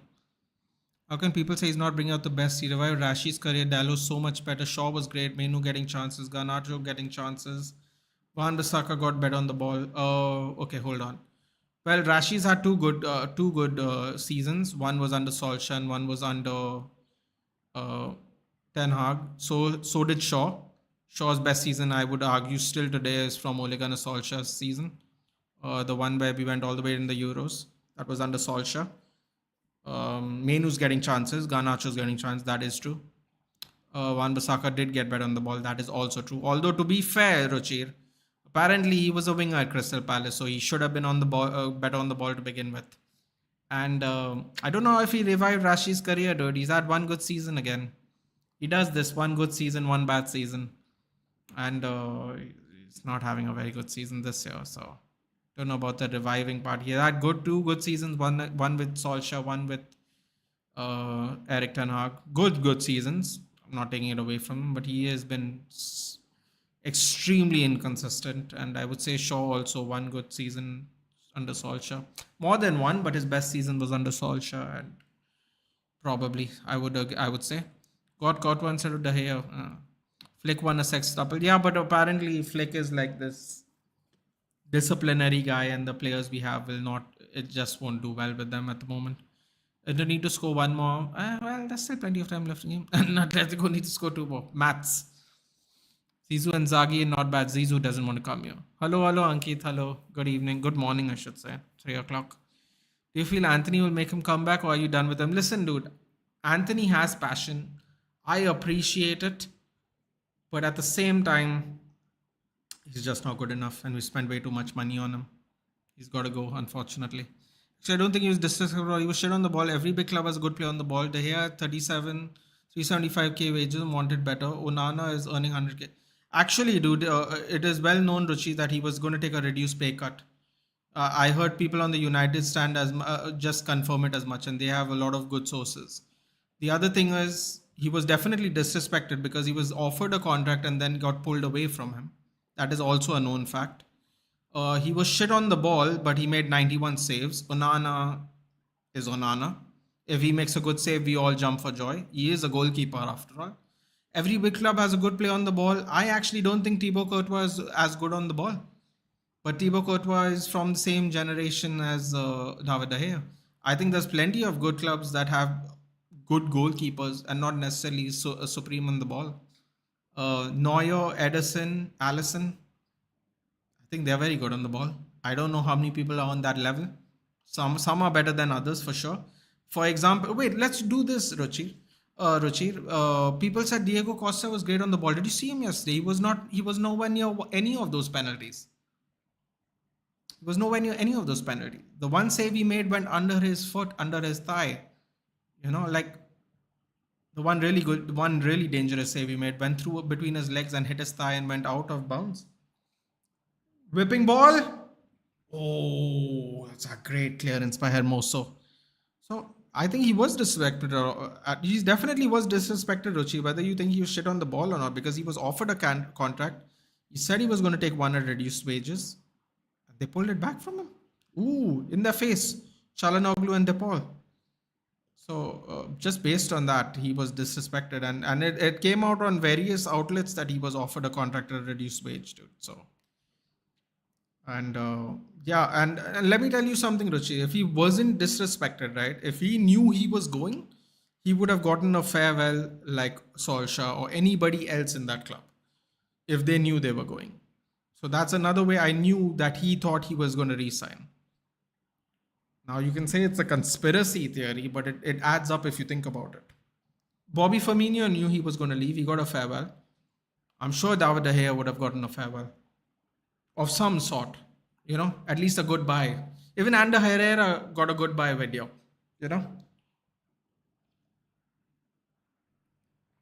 just handled very poorly, honestly. Calm. No, dude, I'm calm, dude. I'm calm. There is a legend true deserved more. Listen, dude, it is what it is. You have to just keep moving on. But like, some of our management owners, we have treated players horribly, dude. I don't know. Anyway, how are we not getting Todibo when Jed Ratcliffe owns Nice OG? It probably has something to do with the fact that they might think we are doing, not so great moral business moves. That's why apparently we have to pay quite a lot more than we thought if we want him. Dumfries coming out to another ex-United player, Matteo Damian. Exactly, roll me one Kenobi. I think Lunin deputizing has been a goalkeeper. Oh. Legend. Lunin in. Yeah, I would actually, that's what I was telling people, roll me one. I would prefer Kefrem Turam over Todibo if I had an option, but apparently we're not looking at him at all, so yeah. They has rejected take a pay cut, not Ten Hag. Media really makes a fuss out of nothing. I don't get how he was disrespected by not getting an outrageous... Bro, we are giving Sancho the same amount of money and Rashid the same amount of money. They have nowhere near the consistency of David De Gea over their careers. So, and I can send you confirmation that he indeed was going to take a pay cut. I didn't know if I had to. I heard it on the United stand, and I don't know why they would lie, dude. He was willing to take a pay cut. He was apparently offered a contract by the board, and Ten Hag said no. So either way, it doesn't matter. He's gone. I'm just saying, why are we talking about De Gea? Ander Herrera still got disrespected. Rio got disrespected. There's plenty of people that got disrespected. Even if you don't want to take De Gea's example, it's not about the money. It's not about how good you are. It's about how you deal with players if you don't want them around. And we are horrible at that. That's really the thing. Conceição Porto looks potentially great coach. Yeah, but I think he still needs to be at Porto for a bit, dude. He was absolutely losing his mind yesterday. It was hilarious. He was Kai Havertz ran into him and he was getting in Kai Havertz's face. I was like, this is brilliant. Lovely. That day I was goated goalkeeper, so much respect for him. Still, Nathan, I think his performance took a serious drop last 2-3 years. Ball distribution got bad. Started making too many mistakes. Like I said, dude. Like I said, like we got a goalkeeper who can't really use his skills again in this team. So like at the end of the day, we have a player that can do these things, but he can't do these things the way he wants to do it or the amount he wants to do it, and because you don't have the players for it. But it is what it is, man. I hope. See, at the end of the day, I hope Onana does well. But I believe I don't think Ruchir was here yesterday. I don't think Onana is going to last 2 years. Yeah. I give him 2 years. I have a feeling he's going to be replaced. But I hope he does well, man. Listen, he's had a fantastic month. If he has a fantastic next 2 months, I'll be happy, dude. Because listen, we need everyone informed to get to where we need to get to. We need everyone to play well. So I'm okay if he plays better. Fantastic. Fantastic. You're not going to hear me complain. I want Atletico Madrid to knock out Inter Milan so we have a chance to get fifth place Champions League, dude. Like this is the level we are in right now where we have to watch people we don't rate and teams we don't like to do well because it could benefit us at the end of May. So if Onana becomes world class again, I'll be the happiest person.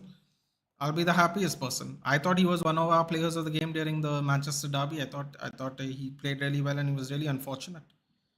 Amrabat kind of screwed him in that second goal. Second goal he could have allegedly done better. I'm not that convinced necessarily. Third goal, Amrabat just set him up to fail horribly, dude. It was like, first goal he couldn't do anything about it. Doesn't first and third goal like I don't think. I mean, honestly, the first goal, I don't think he could have done anything about. Third goal, you never know. Haaland could have missed. Oh, here we go. Game over. Oh my God! What an absolute donkey! Oh my God, Inzaghi is losing his mind on the stands there. Sorry, on the sidelines. He was just slowed down his run. He was all calm. He thought he was going to do like this cold finish. Oh my God, what a ball by Lautaro Martinez. What is this guy doing? He didn't even hit it on target. Why would you go near post when the whole side of the post is... Oh, wow. Unbelievable. He went on the side of the post where the goalkeeper was and the whole other side was open. Unbelievable. After, which team do you think will win this match? Further, I'm hoping it's going to be Atletico, but it doesn't look like it at this point of time. Block is average more De Gea and Courtois type goalkeeper. Exactly, and they are from the same... They are quite literally from the same era and from the same team. Dude. They're all Atletico Madrid goalkeepers, funny enough. But it is what it is. Oblak is average at kicking. Okay. Courtois level saving is not to be found anywhere. To be fair, Onana saved his penalty. LOL. Hey, I'm telling you, Onana did well. He's had a fantastic month. I felt bad for him in the Manchester derby, and I don't say that too often this year. I genuinely felt horrible for him in the Manchester derby. Just really, really unlucky. Hearing Liverpool fans say Alisson's better than Casillas is an insult. Let's not pay attention to that nonsense, shall we? Let's not indulge these people. Bloody disrespectful. I may be very wrong about this, but Postecoglou better than Ten Hag is a result of very bad expectations from Spurs, and that is the difference between them and us.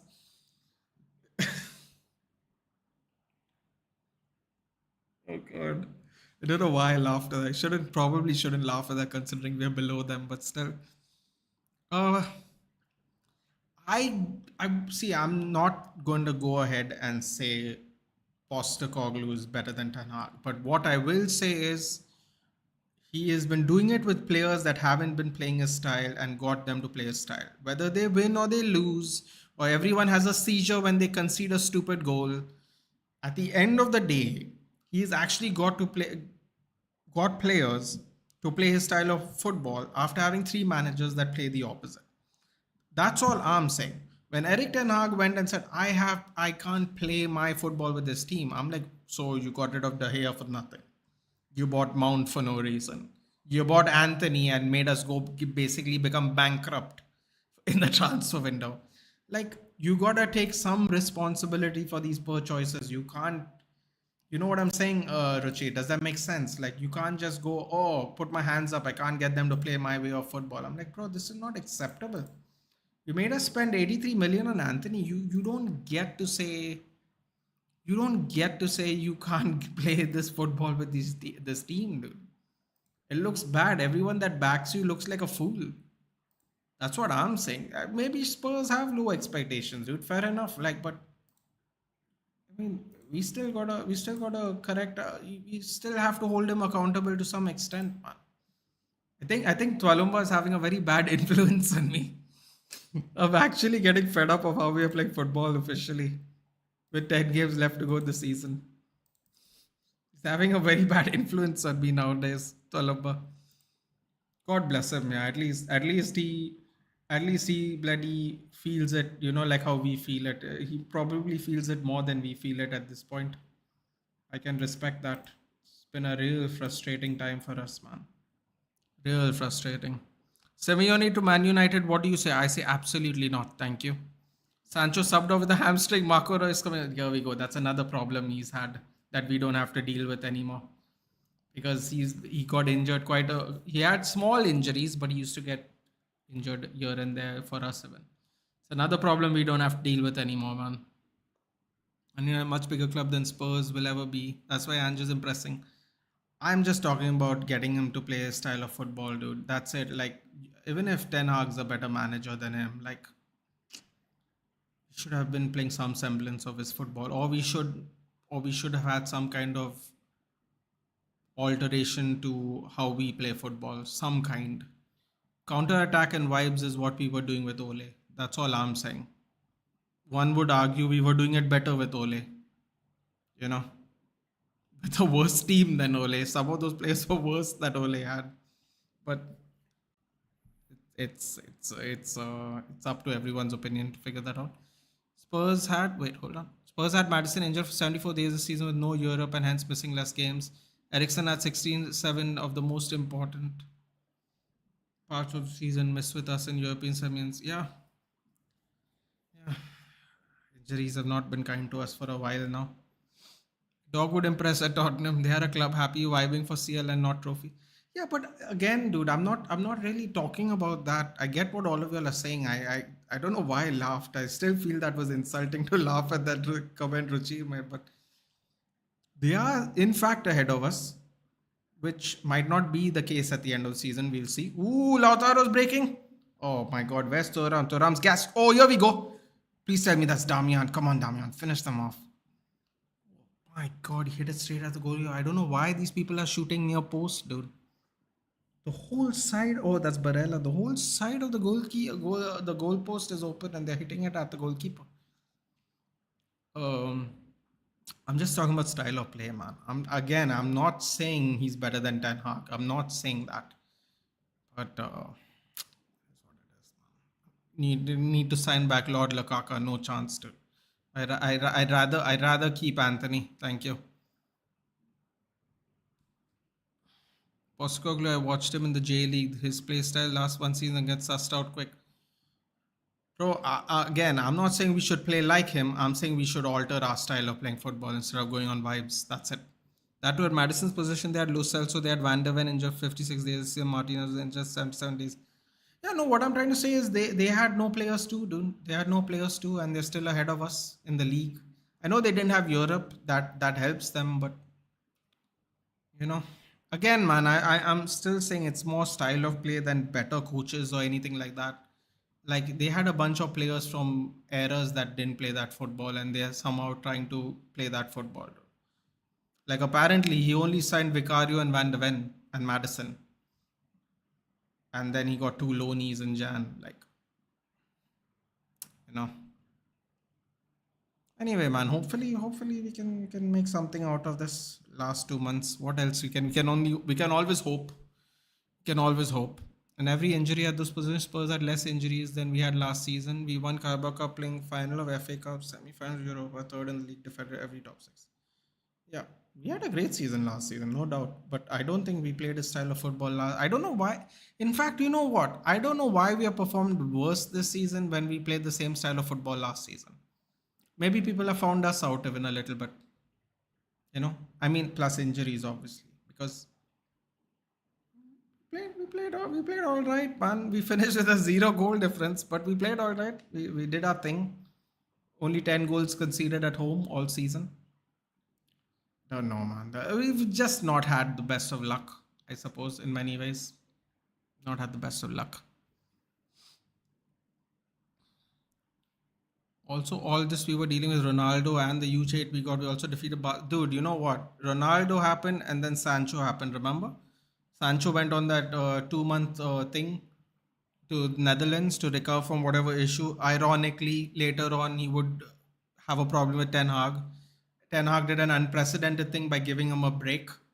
When we had World Cup, when we were playing a game every 3 days, and we didn't have Ronaldo, and Eric Ten Hag still allowed him to get his mental correct, only to come back and get butt hurt when Eric Ten Hag said he didn't train as good as the other players who were practicing that day for the game. He misinterpreted it and said, "No one can question my work ethic." Well, I'm very sorry to tell you this, Jadon Sancho, but a lot of people have questioned your work ethic. The old Dortmund coach, the old England coach, Pep Guardiola. Who else? I'm sure I'm missing someone. Matic, who said you used to come late all the time because you're not professional with Pogba. There's been so many people that questions your professionalism, and you get upset at Eric Ten Hag, and then everything comes out and you just look bad. So stupid. This is why you should not spend your time on social media and spend your time actually playing football and staying fit. Because you look like a right fool when Matic comes out on a podcast and says you and Pogba just showed up late so much that you'll end up spending £75,000 on late fees to training as a professional football player. Bloody embarrassing. That's what it is. And they hit the post, which is unfortunate for me because that would mean that this. You know what? I don't want to watch another half an hour of this game, man. Pun Atletico Madrid, dude. They should have finished this game off in the first 35 minutes, man. Who cares? Let them go now. Who cares? I'm done with this, dude. I want to go to bed. Hello, I'm good, Antaira. I'm good.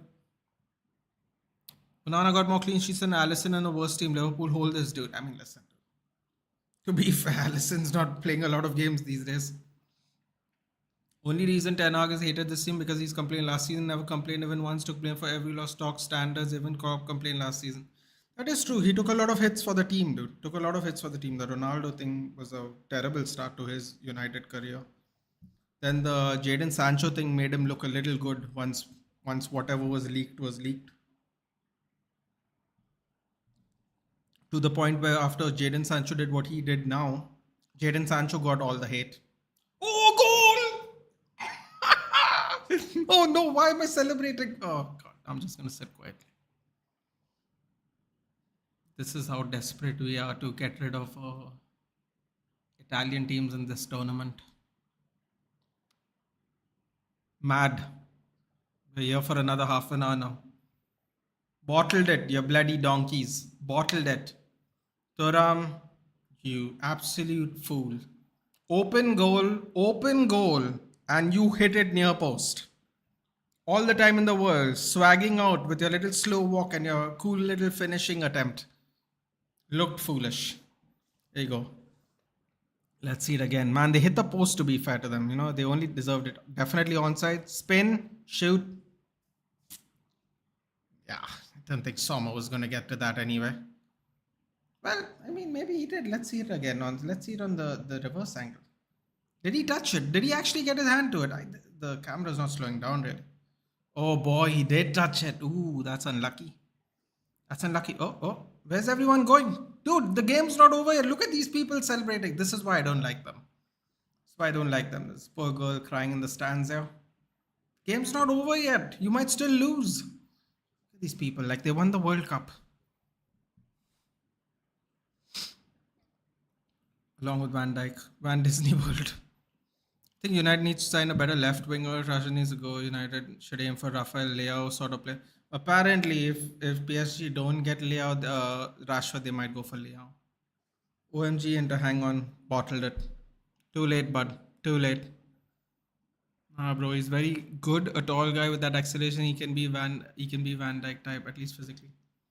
Look at this. Look at this. Diego Simeone over celebrating. He's being pulled back by the ref. It's almost like he's back to his old ways now. See, I told you, bloody. Come on, dude. Let's be honest, okay? Like, Atletico Madrid have so many chances. Before this Thuram and Barella thing, like in the first half, Atletico Madrid had so many chances, dude. They should have probably scored more than two. Back post! Oh! Oh! What is this kind of shooting? Yeah. FIFA street style shooting. Oh my god, what are these Inter Milan players? I don't know. I've never seen clearance attempts like this before. They are panicking, man. Look at them. Oh, these Italians are sad now. And I have to go back and eat some pasta and wine to drown their sorrows today. The colchoneros are coming back. The mattress boys. Sounds offensive. Not my fault. That's what they're called, though. That football do you're talking, you're funny. Come on, Atletico Madrid score. I can't believe I celebrated that. Terrible, Nathan. Terrible. This game is more boring than Arsenal Porto game, even against ours against. No, bro. I'm sorry to tell you. The Porto and Arsenal game was much slower than this game, dude.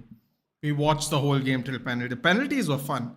But up until penalties, it was going slow, dude. It was going slow. It was going slow. Also, Arsenal's goal was kind of offside. The Paris scored. Yeah, thank God.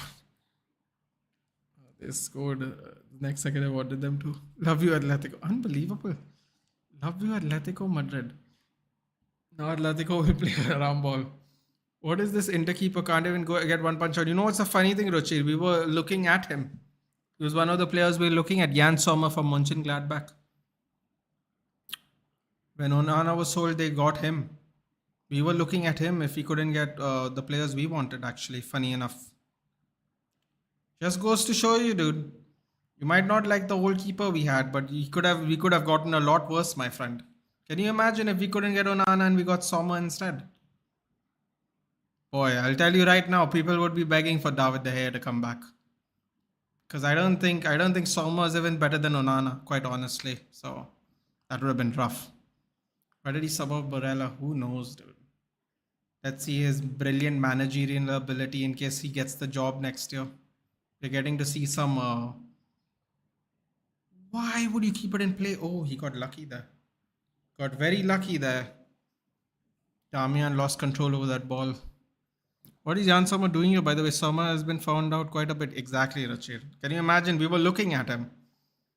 I'm almost glad we have Onana based on what I've seen today. Well, no, I am glad we have Onana, man. Listen, I feel bad for the guy, but he's not done himself any favors. Let's just be honest. But yeah. So yeah, they sold Onana and got Sommer, and if we didn't get Onana, apparently we were looking at Sommer. So I think we dodged a bullet there. Definitely dodged a bullet, not getting Sommer. I'll tell you right now.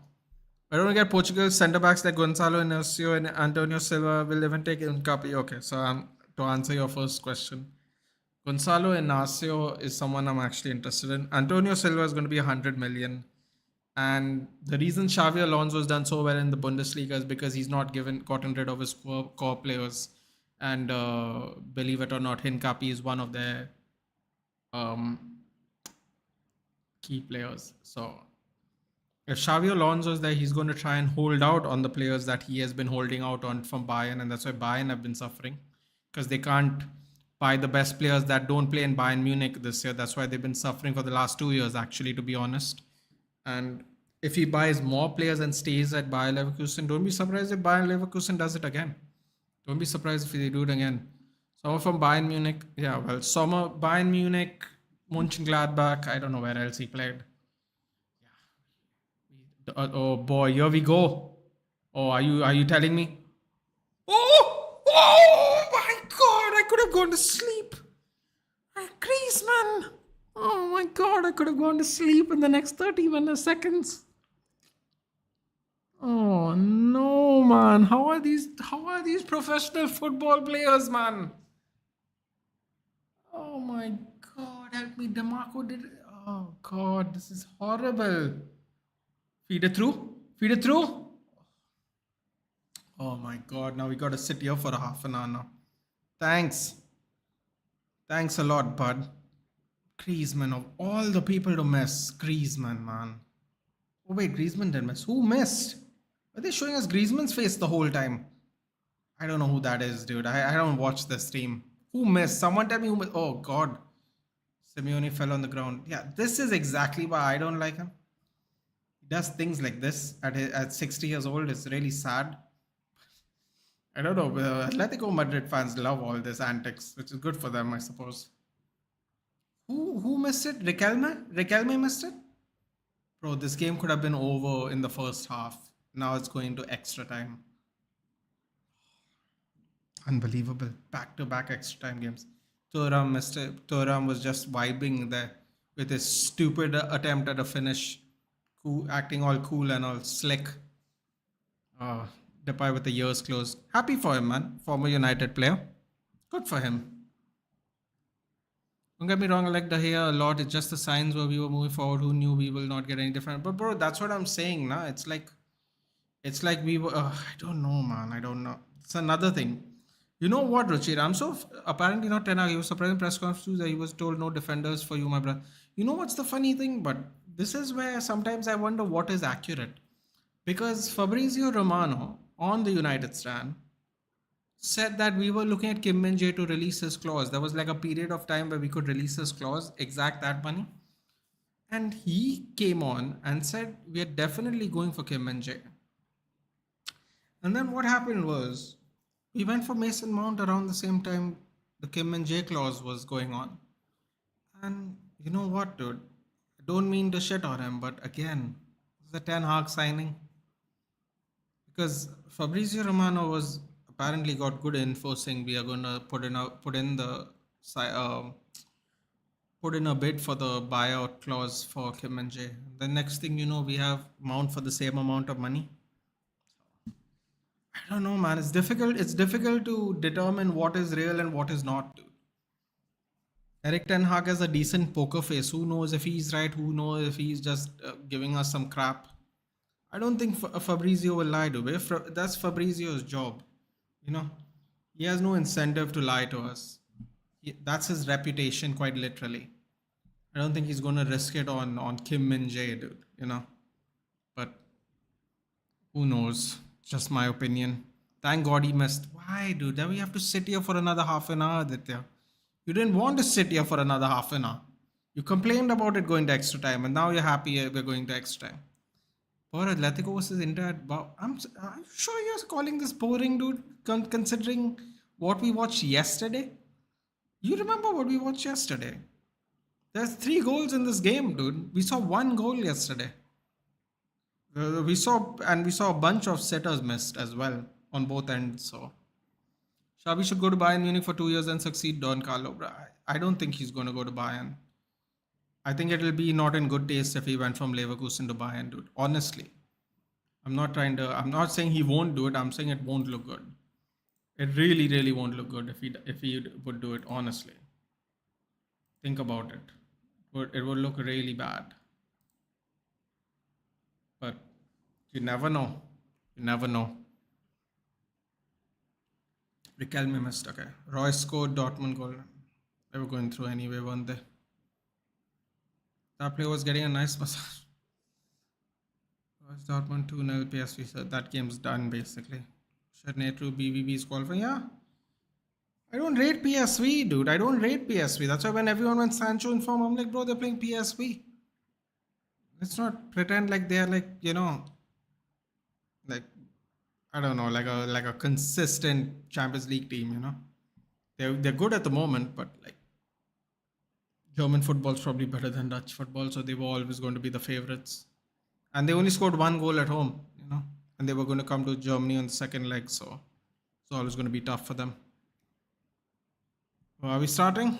Oh, hold on, I have to restart. Sorry. Boy, that wasn't too much of a long break. We're moving on straight. All right.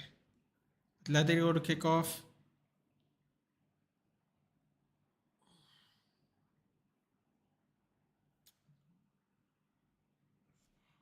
Okay. They're vibing right now. Everyone's vibing right now.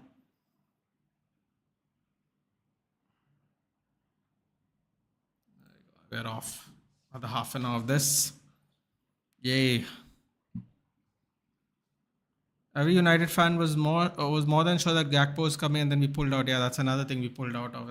Listen, man, The one thing I hope more than anything, irrespective of where we finish this season, irrespective of our goalkeeper being good or Rashford being horrible or whatever else has been a problem in the last 7 months, the one thing I'm really, really hoping for is we get some sort of order in how we buy players, man. That's one thing I'm really, really excited to see. We're going to do transfer windows probably. We're going to do maybe transfer daily every hour. Sorry, every day for at least an hour, which I'm excited for. Uh, so hopefully, it'll be fun. Hopefully. An hour every day, maybe transfer, maybe bi-weekly, something like that. We'll add a transfer show in. It'll be exciting. I found someone, a fellow United fan. I might bring him on after I come back from the trip to talk to him. Every week we might do like a Premier League weekly show. See how it feels. See if it fits. And let's see what happens. No fun for Gangpo. Do not like Inter Milan. Never mind. I'm happy BVB and Atletico Madrid will qualify. Wait, why are you happy Dortmund will qualify? You're a Munich fan. Why would you be happy Dortmund qualifies? Oh boy, let's not speak too soon. Inverted lap. Oh, here we go. Here we go. What was that? Oh my god, they just halted all the momentum of the attack, man. What was that? Was that Damian? Oh wow, it went to a goal kick.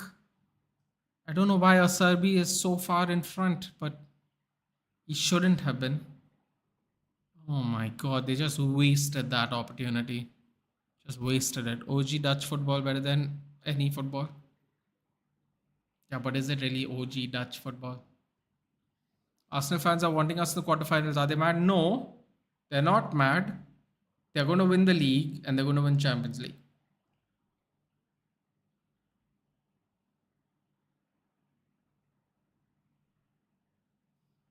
You're 1 minute 15 seconds behind. 1 minute 15 seconds behind what? Really? Good lord. Why? It's bad enough it's 3:30 in the morning and I have to watch this.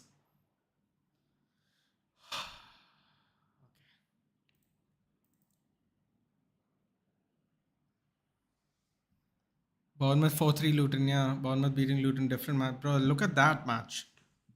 Look how well that match turned out to be. And I mean, yeah, that's 3 goals now. I can't really complain, I suppose. So what was it? Antoine Semenyo with 2 goals. Ryan Christie, NS Unal with an assist for both goals. Ilya Zabarny with a goal. And Solanke with a goal and a Mephem assist. Or Mephem? However you say that name. The Welsh guy. Open header. Oh, for the love of God, get rid of this guy, man.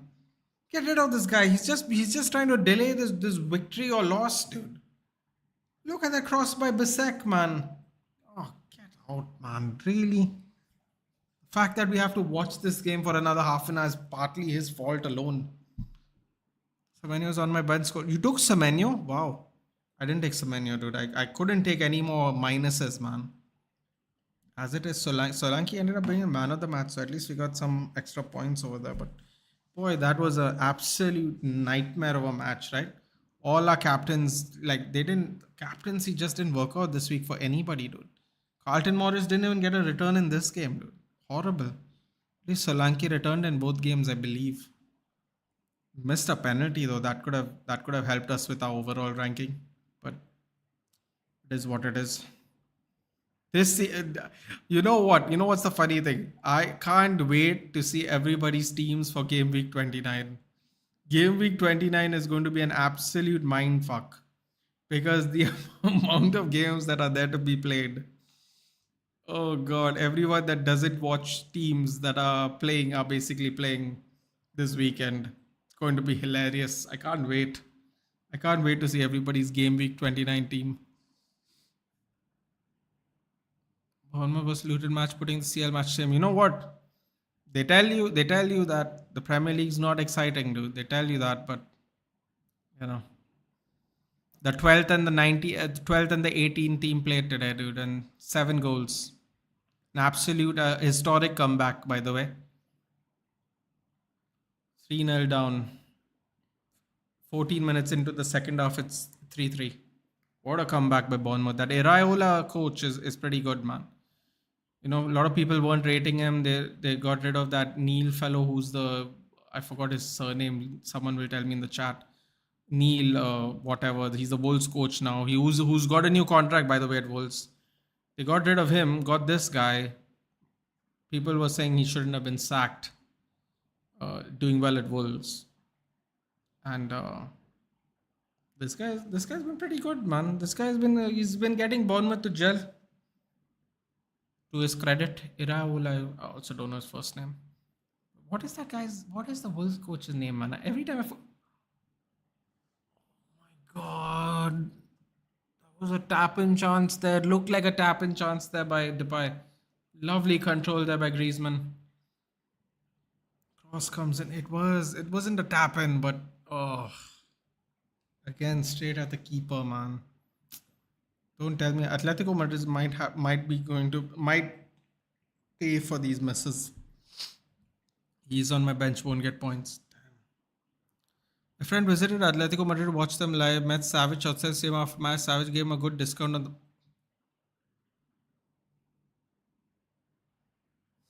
Three days to go, Scousers are coming. Are they? Or are we sending them back down the M1?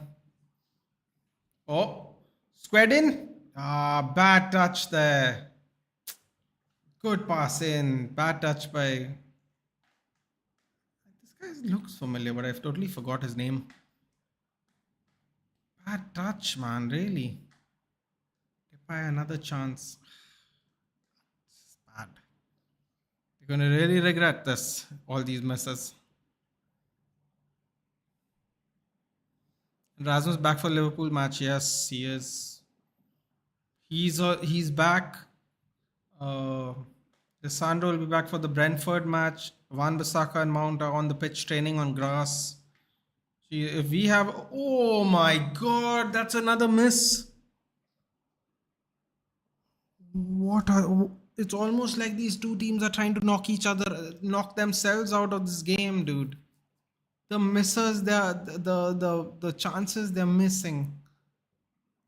Oh my god. It's almost like they're trying to eliminate each other from this tournament, dude. Gary O'Neill, thank you. Gary O'Neill. Yeah, he got a new contract, I believe, at Wolves now. Marcus Llorente out for Cesar Azpilicueta.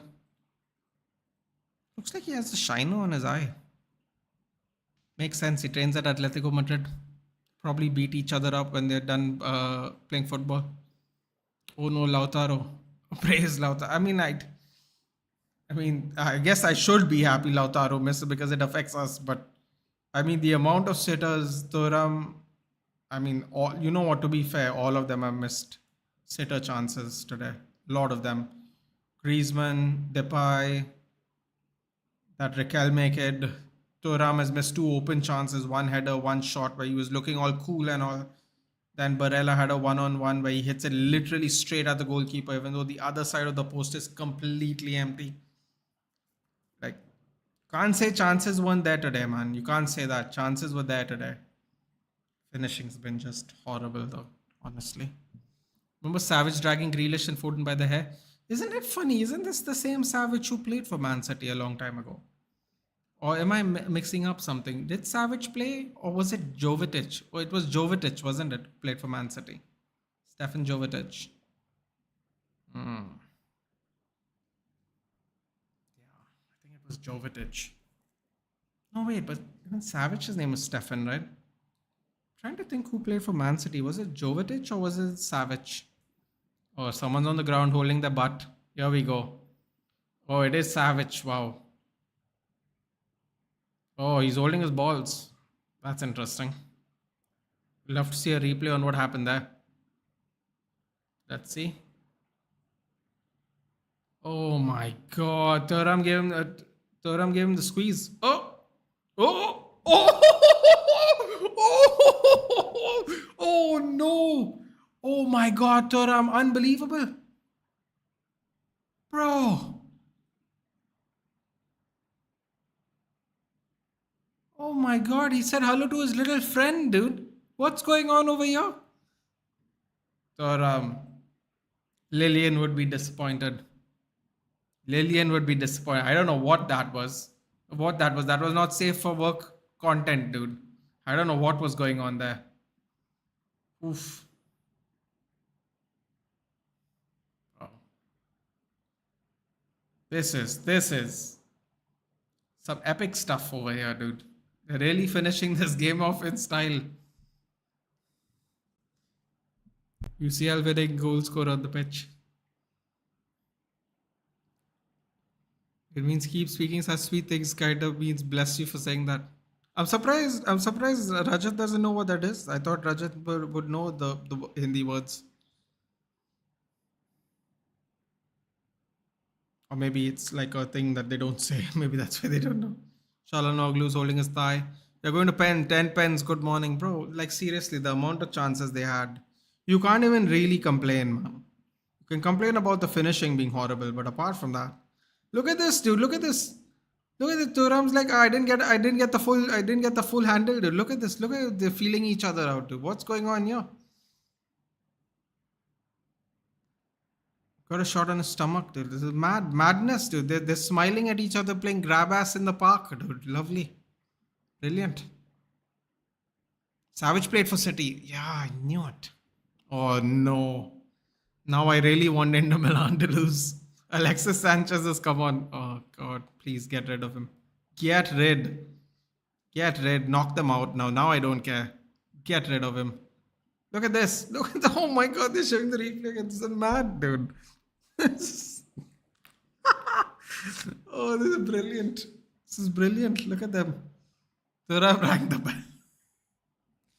I read Save the Children on the back of Savage's shirt. Where he was, oh god. Should have read that one out loud. Oh, Thuram off Alex Sanchez on. Alex Sanchez versus Depay. Battle of the Frauds. Nah, dude. Nah. I feel he was very unlucky, to be honest. I think Memphis Depay was really unlucky, actually. But now, because they brought on Sanchez, I really want Atletico Madrid to win. Because Sanchez, no, he's probably up there for one of the worst mistakes we've made in recent history, dude. Look at him. Oh my god, that cross is actually brilliant. Too high though. Damian blocked the cross again. Marcus Thuram, we saw that, bro. What was that? Seriously. It was when they showed him on the ground. I'm like, why is he holding his balls? That's mad. Oh, Chalanoglu. Bro, it's a yellow, dude. There were two players in front of him. Get lost, Angel Correa. They're doing this bullshit again. Get away. Move. Scram. Let him ask him for a red card when there are two defenders right in front of him. Pointing there saying, oh, he was through. He wasn't through anything, dude. Dirty foul though, huh? Chalanoglu. Dirty foul.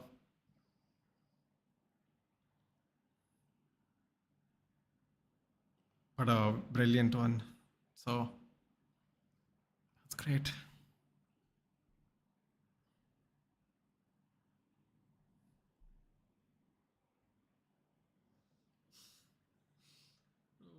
Unbelievable match. Seriously.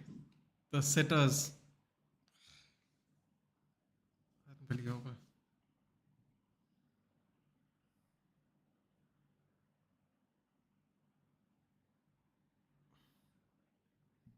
Okay, Soma, don't bottle it. As we standing like a drenched kid feeling cold. Look at this. Look at this. Oh, someone got taken down in the wall.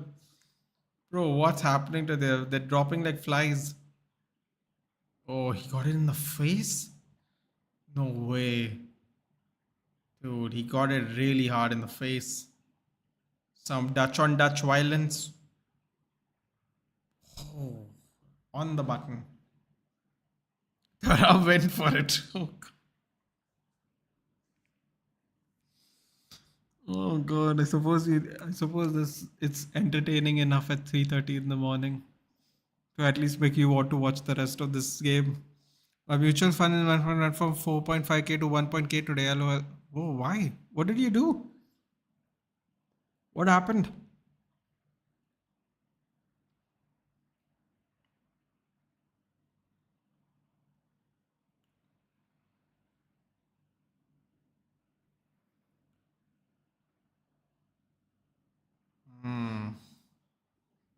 Wait, I thought I saw 2 minutes extra time. They changed it to three.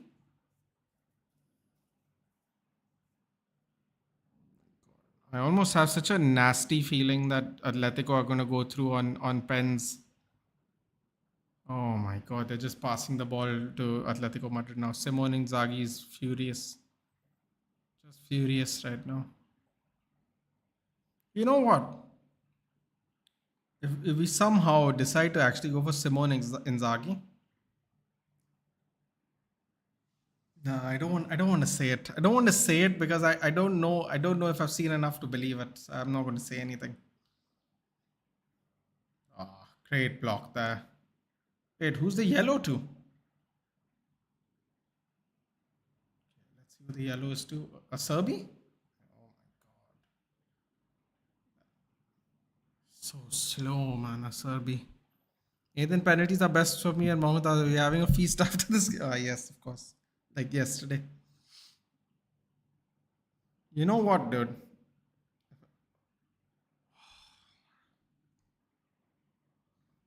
Like seriously, the opportunities that both clubs are getting, right? Like, I have a feeling even United would do better right now with the chances they're getting. That sitter Riquelme missed was crazy. That one-on-one Thuram and Barella miss was nuts, dude. At least one of those would have definitely been put away by our players. That's how bad the Riquelme miss was the most criminal. Most criminal because that one was like a clear shot on goal. Goalkeepers being pulled across that side. Riquelme miss might be the really bad one in the end. Market did everything he just saw. Sounds like Anthony's market value. Oh god.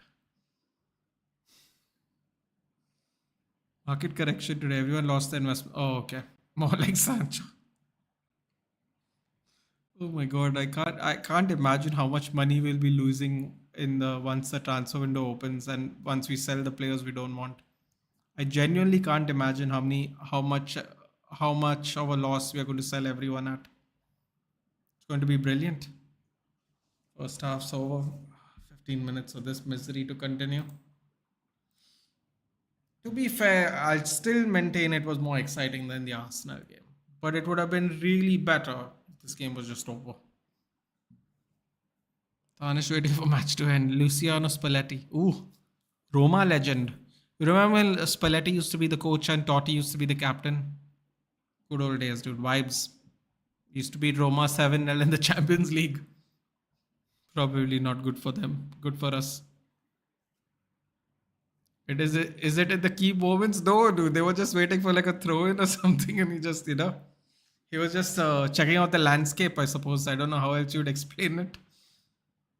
You know, by Pogba, which one? All three of them are washed.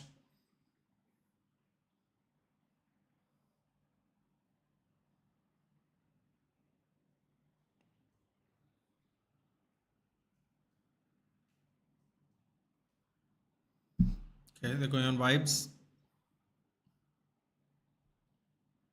Everyone's going on vibes, yeah.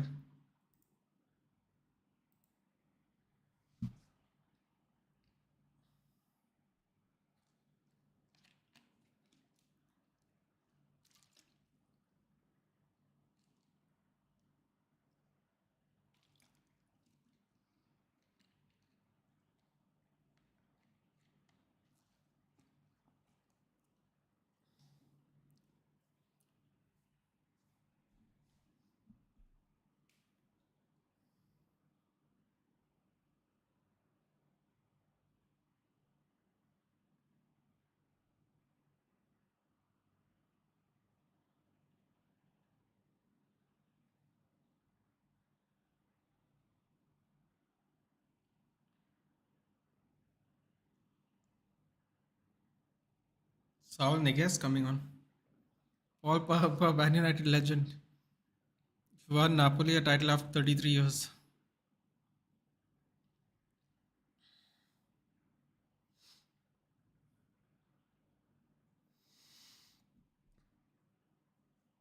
Who's the dope player? God. It's so fitting that Saul only works under Simeone. They took out Griezmann.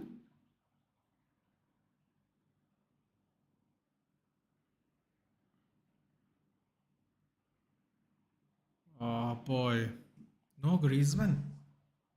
Fuck this game. Good night. Good night. Good night, Patit. Good night.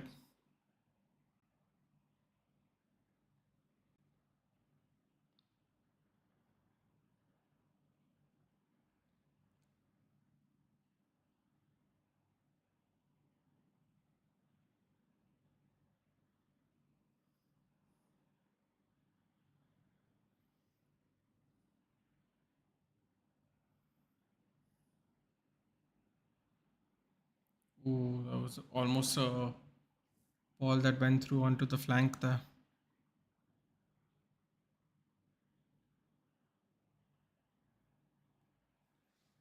Bro, it's late here in Delhi.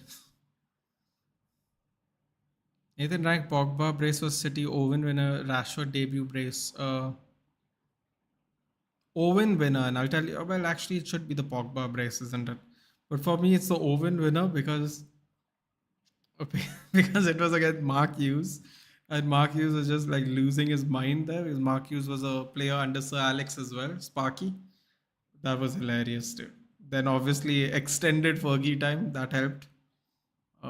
Probably the Pogba brace though, right? It turned around the game for us when we were down.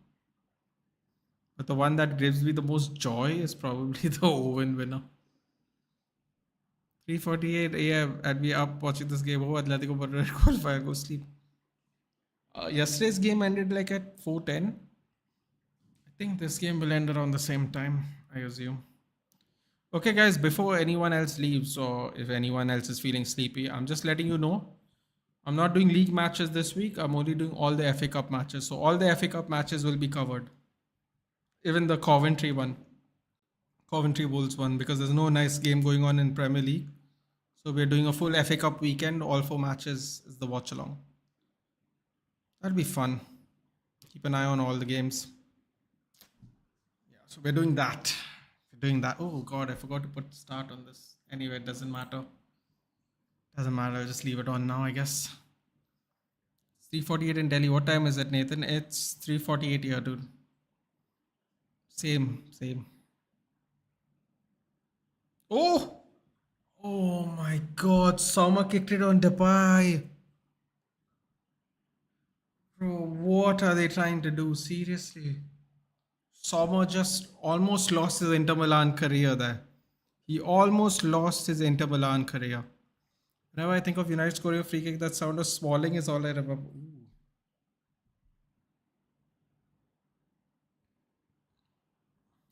Sanchez, Katarian. There is mad delay in the stream. There is? I'm sure there is. No, no, no, there isn't, dude. There isn't. I'll tell you, I'm on 108.8. I put the timer wrong. You know what? Actually, I'll just stop the time. It's better. It's like it's 3:50 here. Oh, it's about 3:49 ish. So yeah, it's about a minute, I guess. Distance could be my own computer clock, dude. That's the issue. Wait, let me check my phone. It is 3:50 on my phone, so could just be the computer clock timing. Like maybe less than a minute behind, maybe. Getting Facebook friend requests at 4 in the morning. Who stays awake this long to even see these things? Except us who are doing it right now. I mean, general people, general population. We said 108 to 1090. Okay, so I'll read it out loud. Okay, so 109, 901, 2, 3, 4. I think I'll be about 40 ish seconds behind. Something like that. So he's reacting about 30 seconds after your I'm on the Sony Live. Ooh. Hold on a minute. We can do something about that.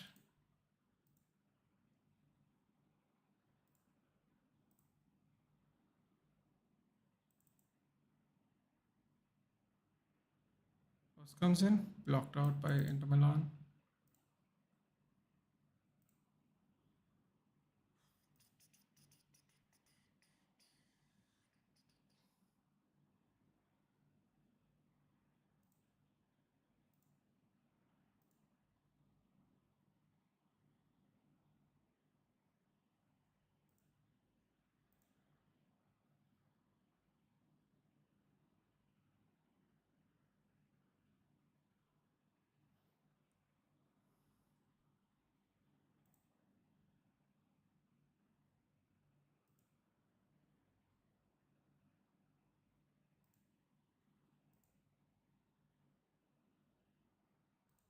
Davy Klaassen on for Mkhitaryan. Ooh, Davy Klaassen with a hair transplant.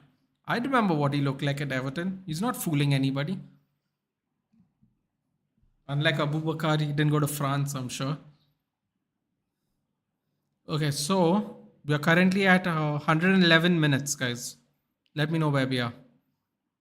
I'm on 111 minutes right now. Davy Klaassen got a. I didn't read that. Yeah, he did. Just reloaded, went back in time. Oh, that's weird. That unusual Turkey had a Pogba bounce after 18 balls falling. Yeah.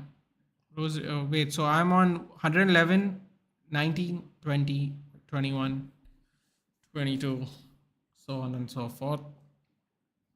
Suppose it doesn't matter anymore, isn't it? It's so late into this game now. We're only going to see penalties after this. Bad foul there.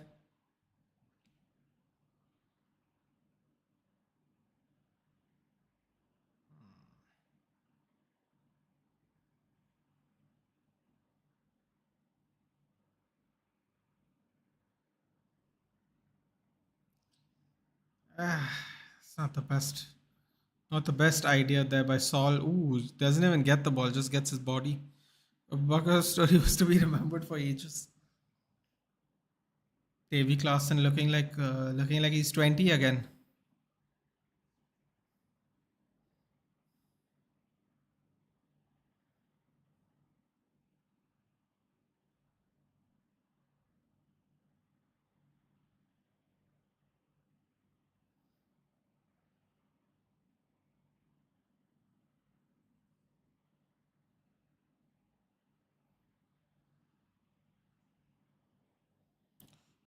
Goes over. Goes over. Free kick goes over. I am behind now. Such is the life. You talk about someone else, so after you go behind in life.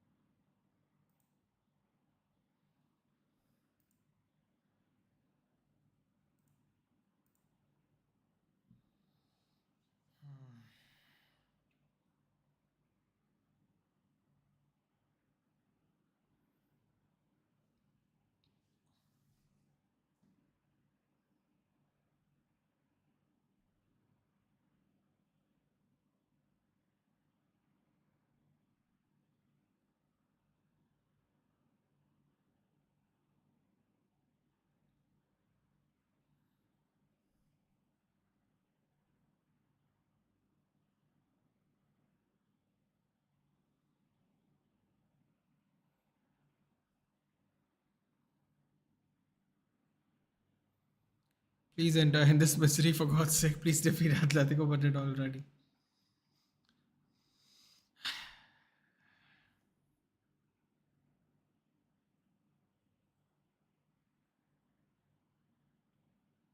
Ostigoglu shows Chalanoglu.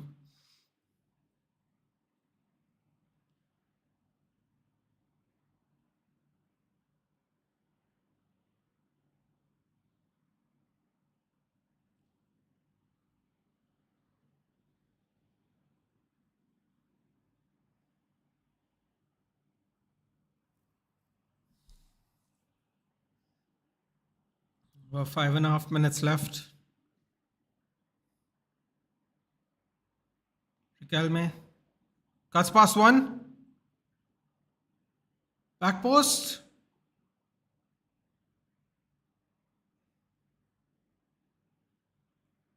Close there. Damian should have done better. Goal kick for Inter Milan.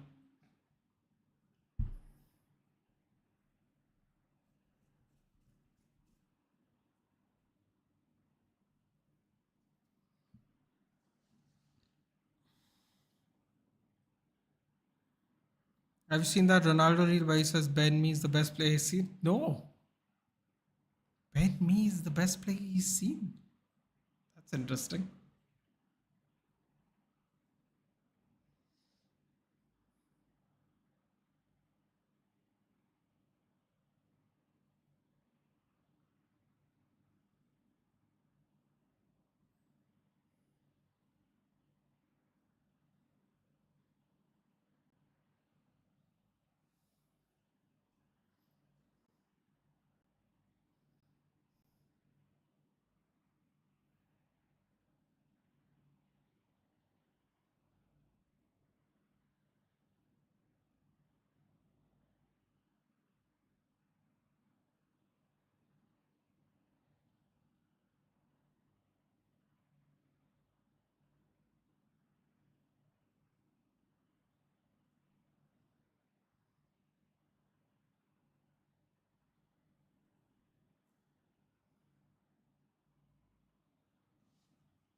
It was asked who's the greatest of all time. Ferdinand says Maradona. Young Ronaldo says me.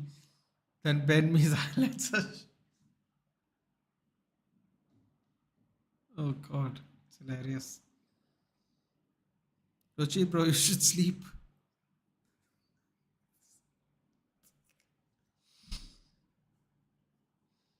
Oh, Fratesi, God's back.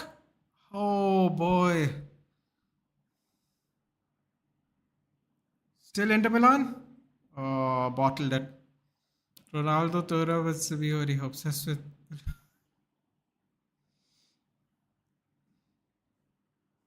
Ooh, clean tackle. Not a clean tackle. Oh boy, foul, dangerous area. Only if I could.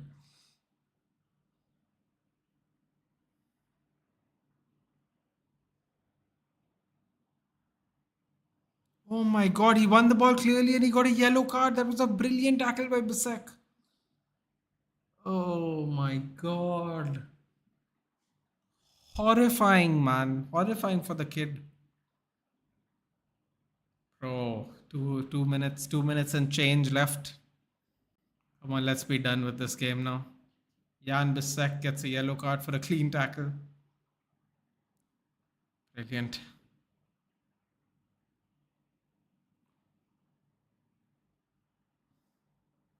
I don't think you like Ben me.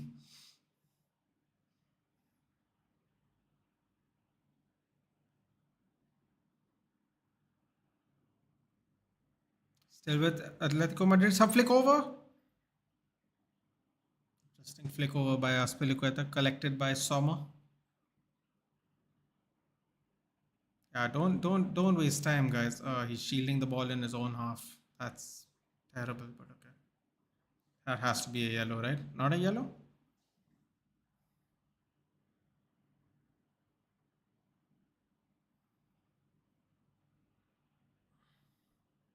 Fratesi managed to pull the ball in. Just completely misses Martinez behind him. Here we go. Can you that nail in the coffin? No. No. Still move. Oh my God. Can you imagine two late winners? One to equalize and one to win. Final minute of the game. Bisek tried to beat Saka. He actually won it clean, dude. It's absolute travesty. And I hate penalties. Listen, dude. It is what it is. And hopefully it is Inter Milan going out because I can't be bothered.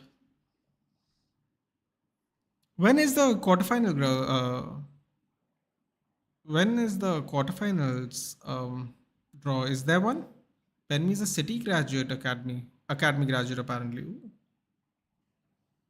That must have been a long time ago, dude, because he used to play with the first version of Burnley with Tarkovsky. So we're talking about ages ago. Sean Dyche was in charge of Burnley all those years ago. A long, long time ago. Wow, it didn't hit 120 minutes and there's no extra time. Yes. I've come to the end of the game. Oh. Stretch. All right. Draw on Friday. Thank you, Bantu. Welcome to the channel if you're new. Who do you want to win?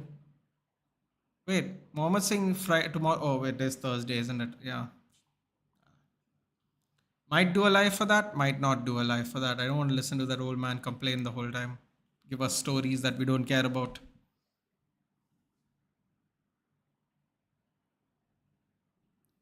Yesterday we were talking about last UCL penalty show and now we're here. 2 shootouts in 2 days. Nathan, do you hate Inter? No, dude. I need Inter to get out because of the UEFA quotient. Germany and Italy are above us in the UEFA quotient. If we finish in the top 2, we get 5 spots for the Champions League. That's what I've been trying to tell everyone, Arif. I don't really want Atletico to win. But Atletico wins directly benefits 5th spot in the Premier League. And who knows, dude? We might still get 5th. We have to keep hope, right? If we don't, we don't. But this helps us do better. So we have to hope that Atletico go through basically. Penming, Trippier, and Kasper Schmeichel were teammates. Yeah, Kasper Schmeichel I know because Peter Schmeichel did his last year, I think, or last 1.5 years in City after he left United. That I know. I hate both teams. Let me guess, Bunto. You are a Real Madrid fan or a Barcelona fan. But for now, Milan. Oh, okay. You want Milan to go through. Damn, that means you are a Real Madrid fan. I'm not going to lie. Fernando Torres, scarf, interesting. I'm not going to lie. Inter getting knocked out benefits us at this moment in time. So, want Inter to get knocked out. I like Inter because that jersey is the best of any team this year except United home jersey. This jersey and Real's black jersey. Boy, come on, come on, come on.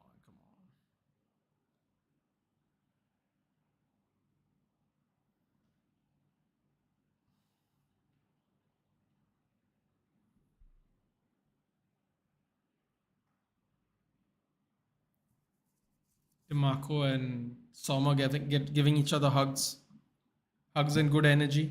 Koke Oblak doing the same thing.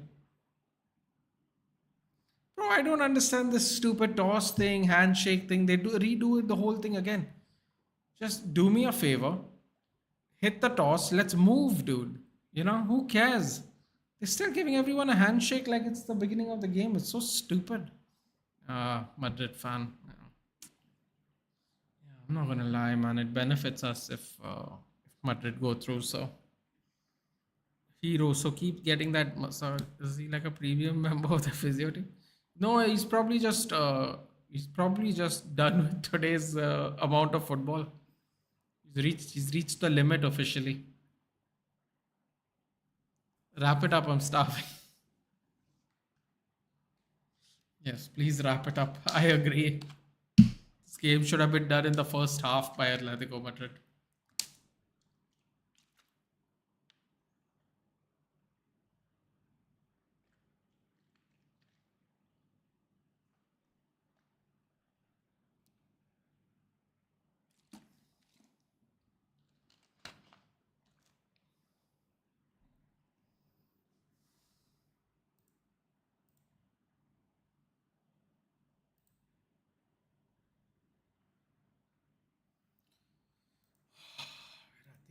We're at the end. We're at the end.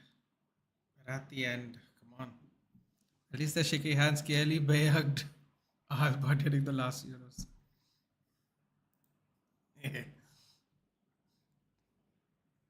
Mind games. Chalanoglu up first. He scored 9 penalties already. Wow, how many penalties they've gotten? He himself scored 9 penalties so far. Wow. One time pre-dawn meal. Lines up. Smashed. Smashed in.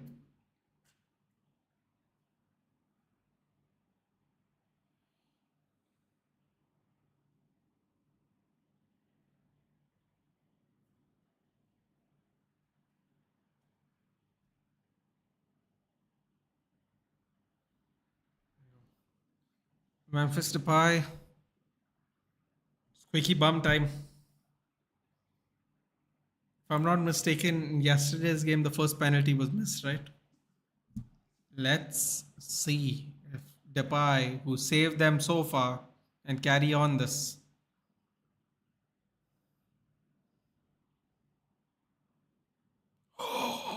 Smashed it into goal again. Beautiful penalty. Look at this. Look at this arm flapping fool. Look at him. Oh my god, it went high. I thought that was going over.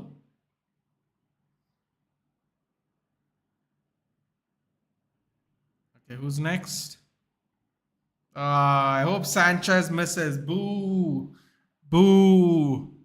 Boo. Boo. Get lost.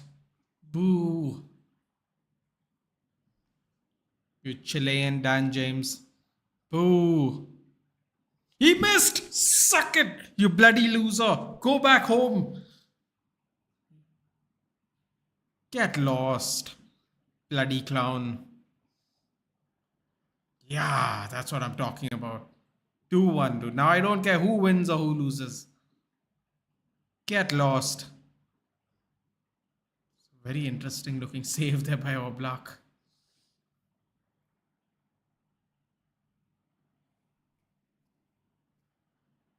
Off you go, Chile and Dan James. Off you go.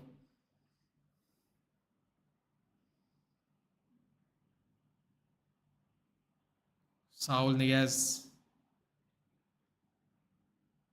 Come on. Wow, that's a very interesting looking hat. Oh! Oh my god, help me, man. This is self-sabotage on the highest level of football, dude. I've never seen so much sabotage in one game, dude. So much sabotage. I've not seen in a game in a long time. Oh my god, it hits his thigh, dude. Oh, we're back to even now. I know the reason for the hate. I don't know what you're talking about, dude. There's no hate here. Davy Klaassen. Saved! Come on!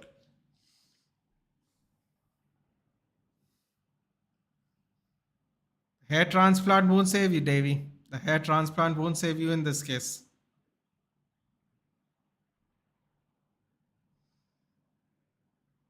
Fresh, but it doesn't matter.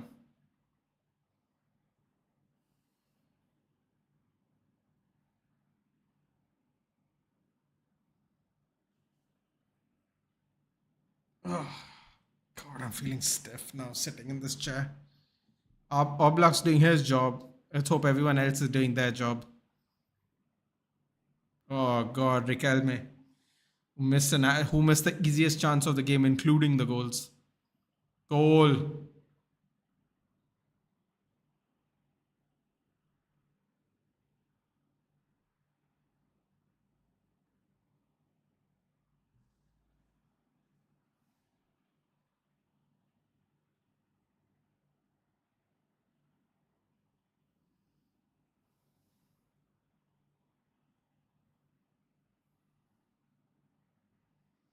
Here we go. Who's next?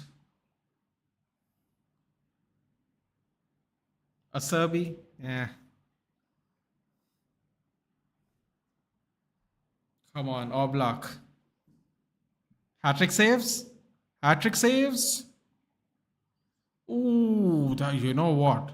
It's a fantastic penalty. Fantastic left foot.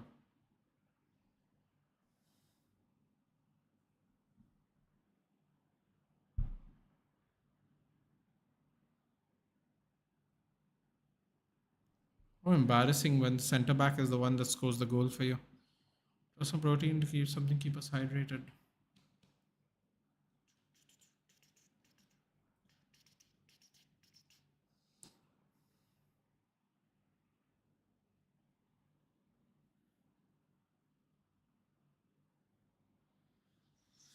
You go, Angel Correa, basically.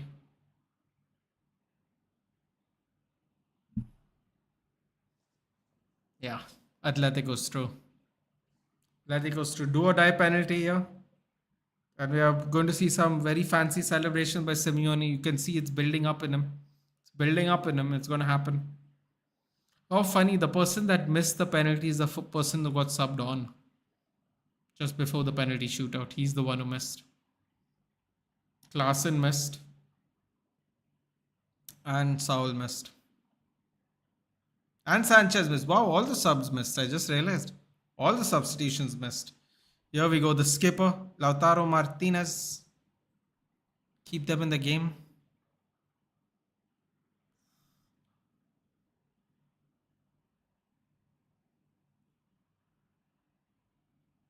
Oh my god. Lautaro Martinez misses. He didn't look for it at all. He didn't look up for it at all, man. Oh my God, this is Inter Milan's first loss. This is Inter Milan's first loss in 2024. Wow. I thought our record till Feb was impressive. People made it all the way to March without losing. Wow. It's their first loss. Crazy. He didn't look confident at all. He looked very, I don't know, nervous. Thuram's gonna kick himself. Thuram missed really good chances. Miss Sonmark in my trip last time. Might visit again for sure. Wow, look at all the lights by the fans there.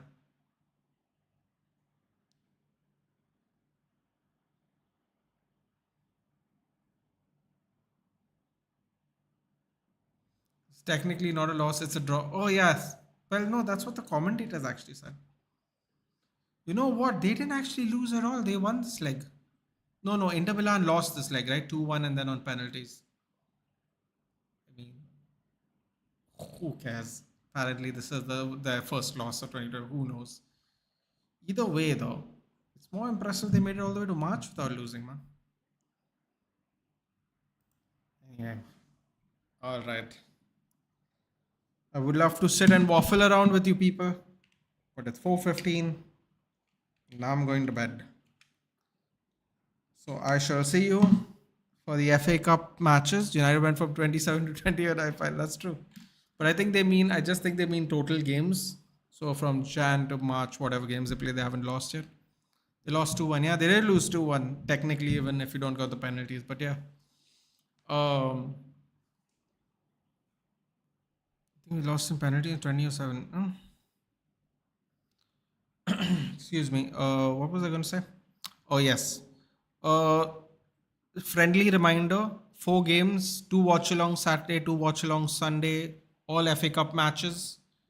Feel free to join me. Yes, we're doing the Coventry Wolves one as well because why not? Might as well.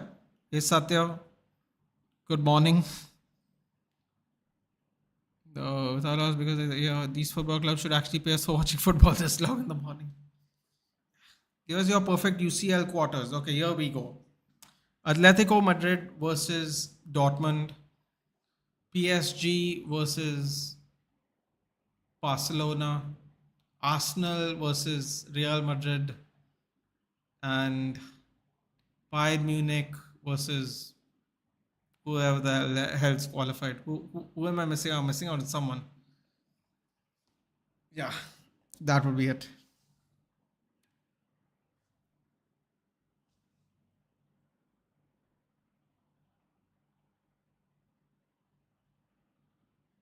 Wait, could be Bayern? Wait, but hold on. Did I say that right? Atletico Madrid versus. Wait, what did I say? I don't even remember what I say. I know what you did. I don't know what you're talking about, dude. I didn't do anything. Didn't do anything. Kane must be proud of Lautaro. Who knows? We'll never know, dude. We will never know. That's all I know. I think personally, Man City versus Real Madrid, fantastic game. I think Arsenal versus um, Atletico Madrid, perfect game. I think Bayern Munich versus. I'm actually forgetting which teams I said. So never mind. How can you miss 115? Is that the team I missed? Seriously, did I miss that? Hold on, let me get it correct then. Okay. So Man City versus Real Madrid, Arsenal versus Atletico Madrid, Barcelona versus Dortmund, and Bayern versus PSG. Let's go. Let's go. Let's go. I like that. Bayern versus PSG. Get rid of them, first of all. Second one, Atletico Madrid versus Arsenal. Get rid of them.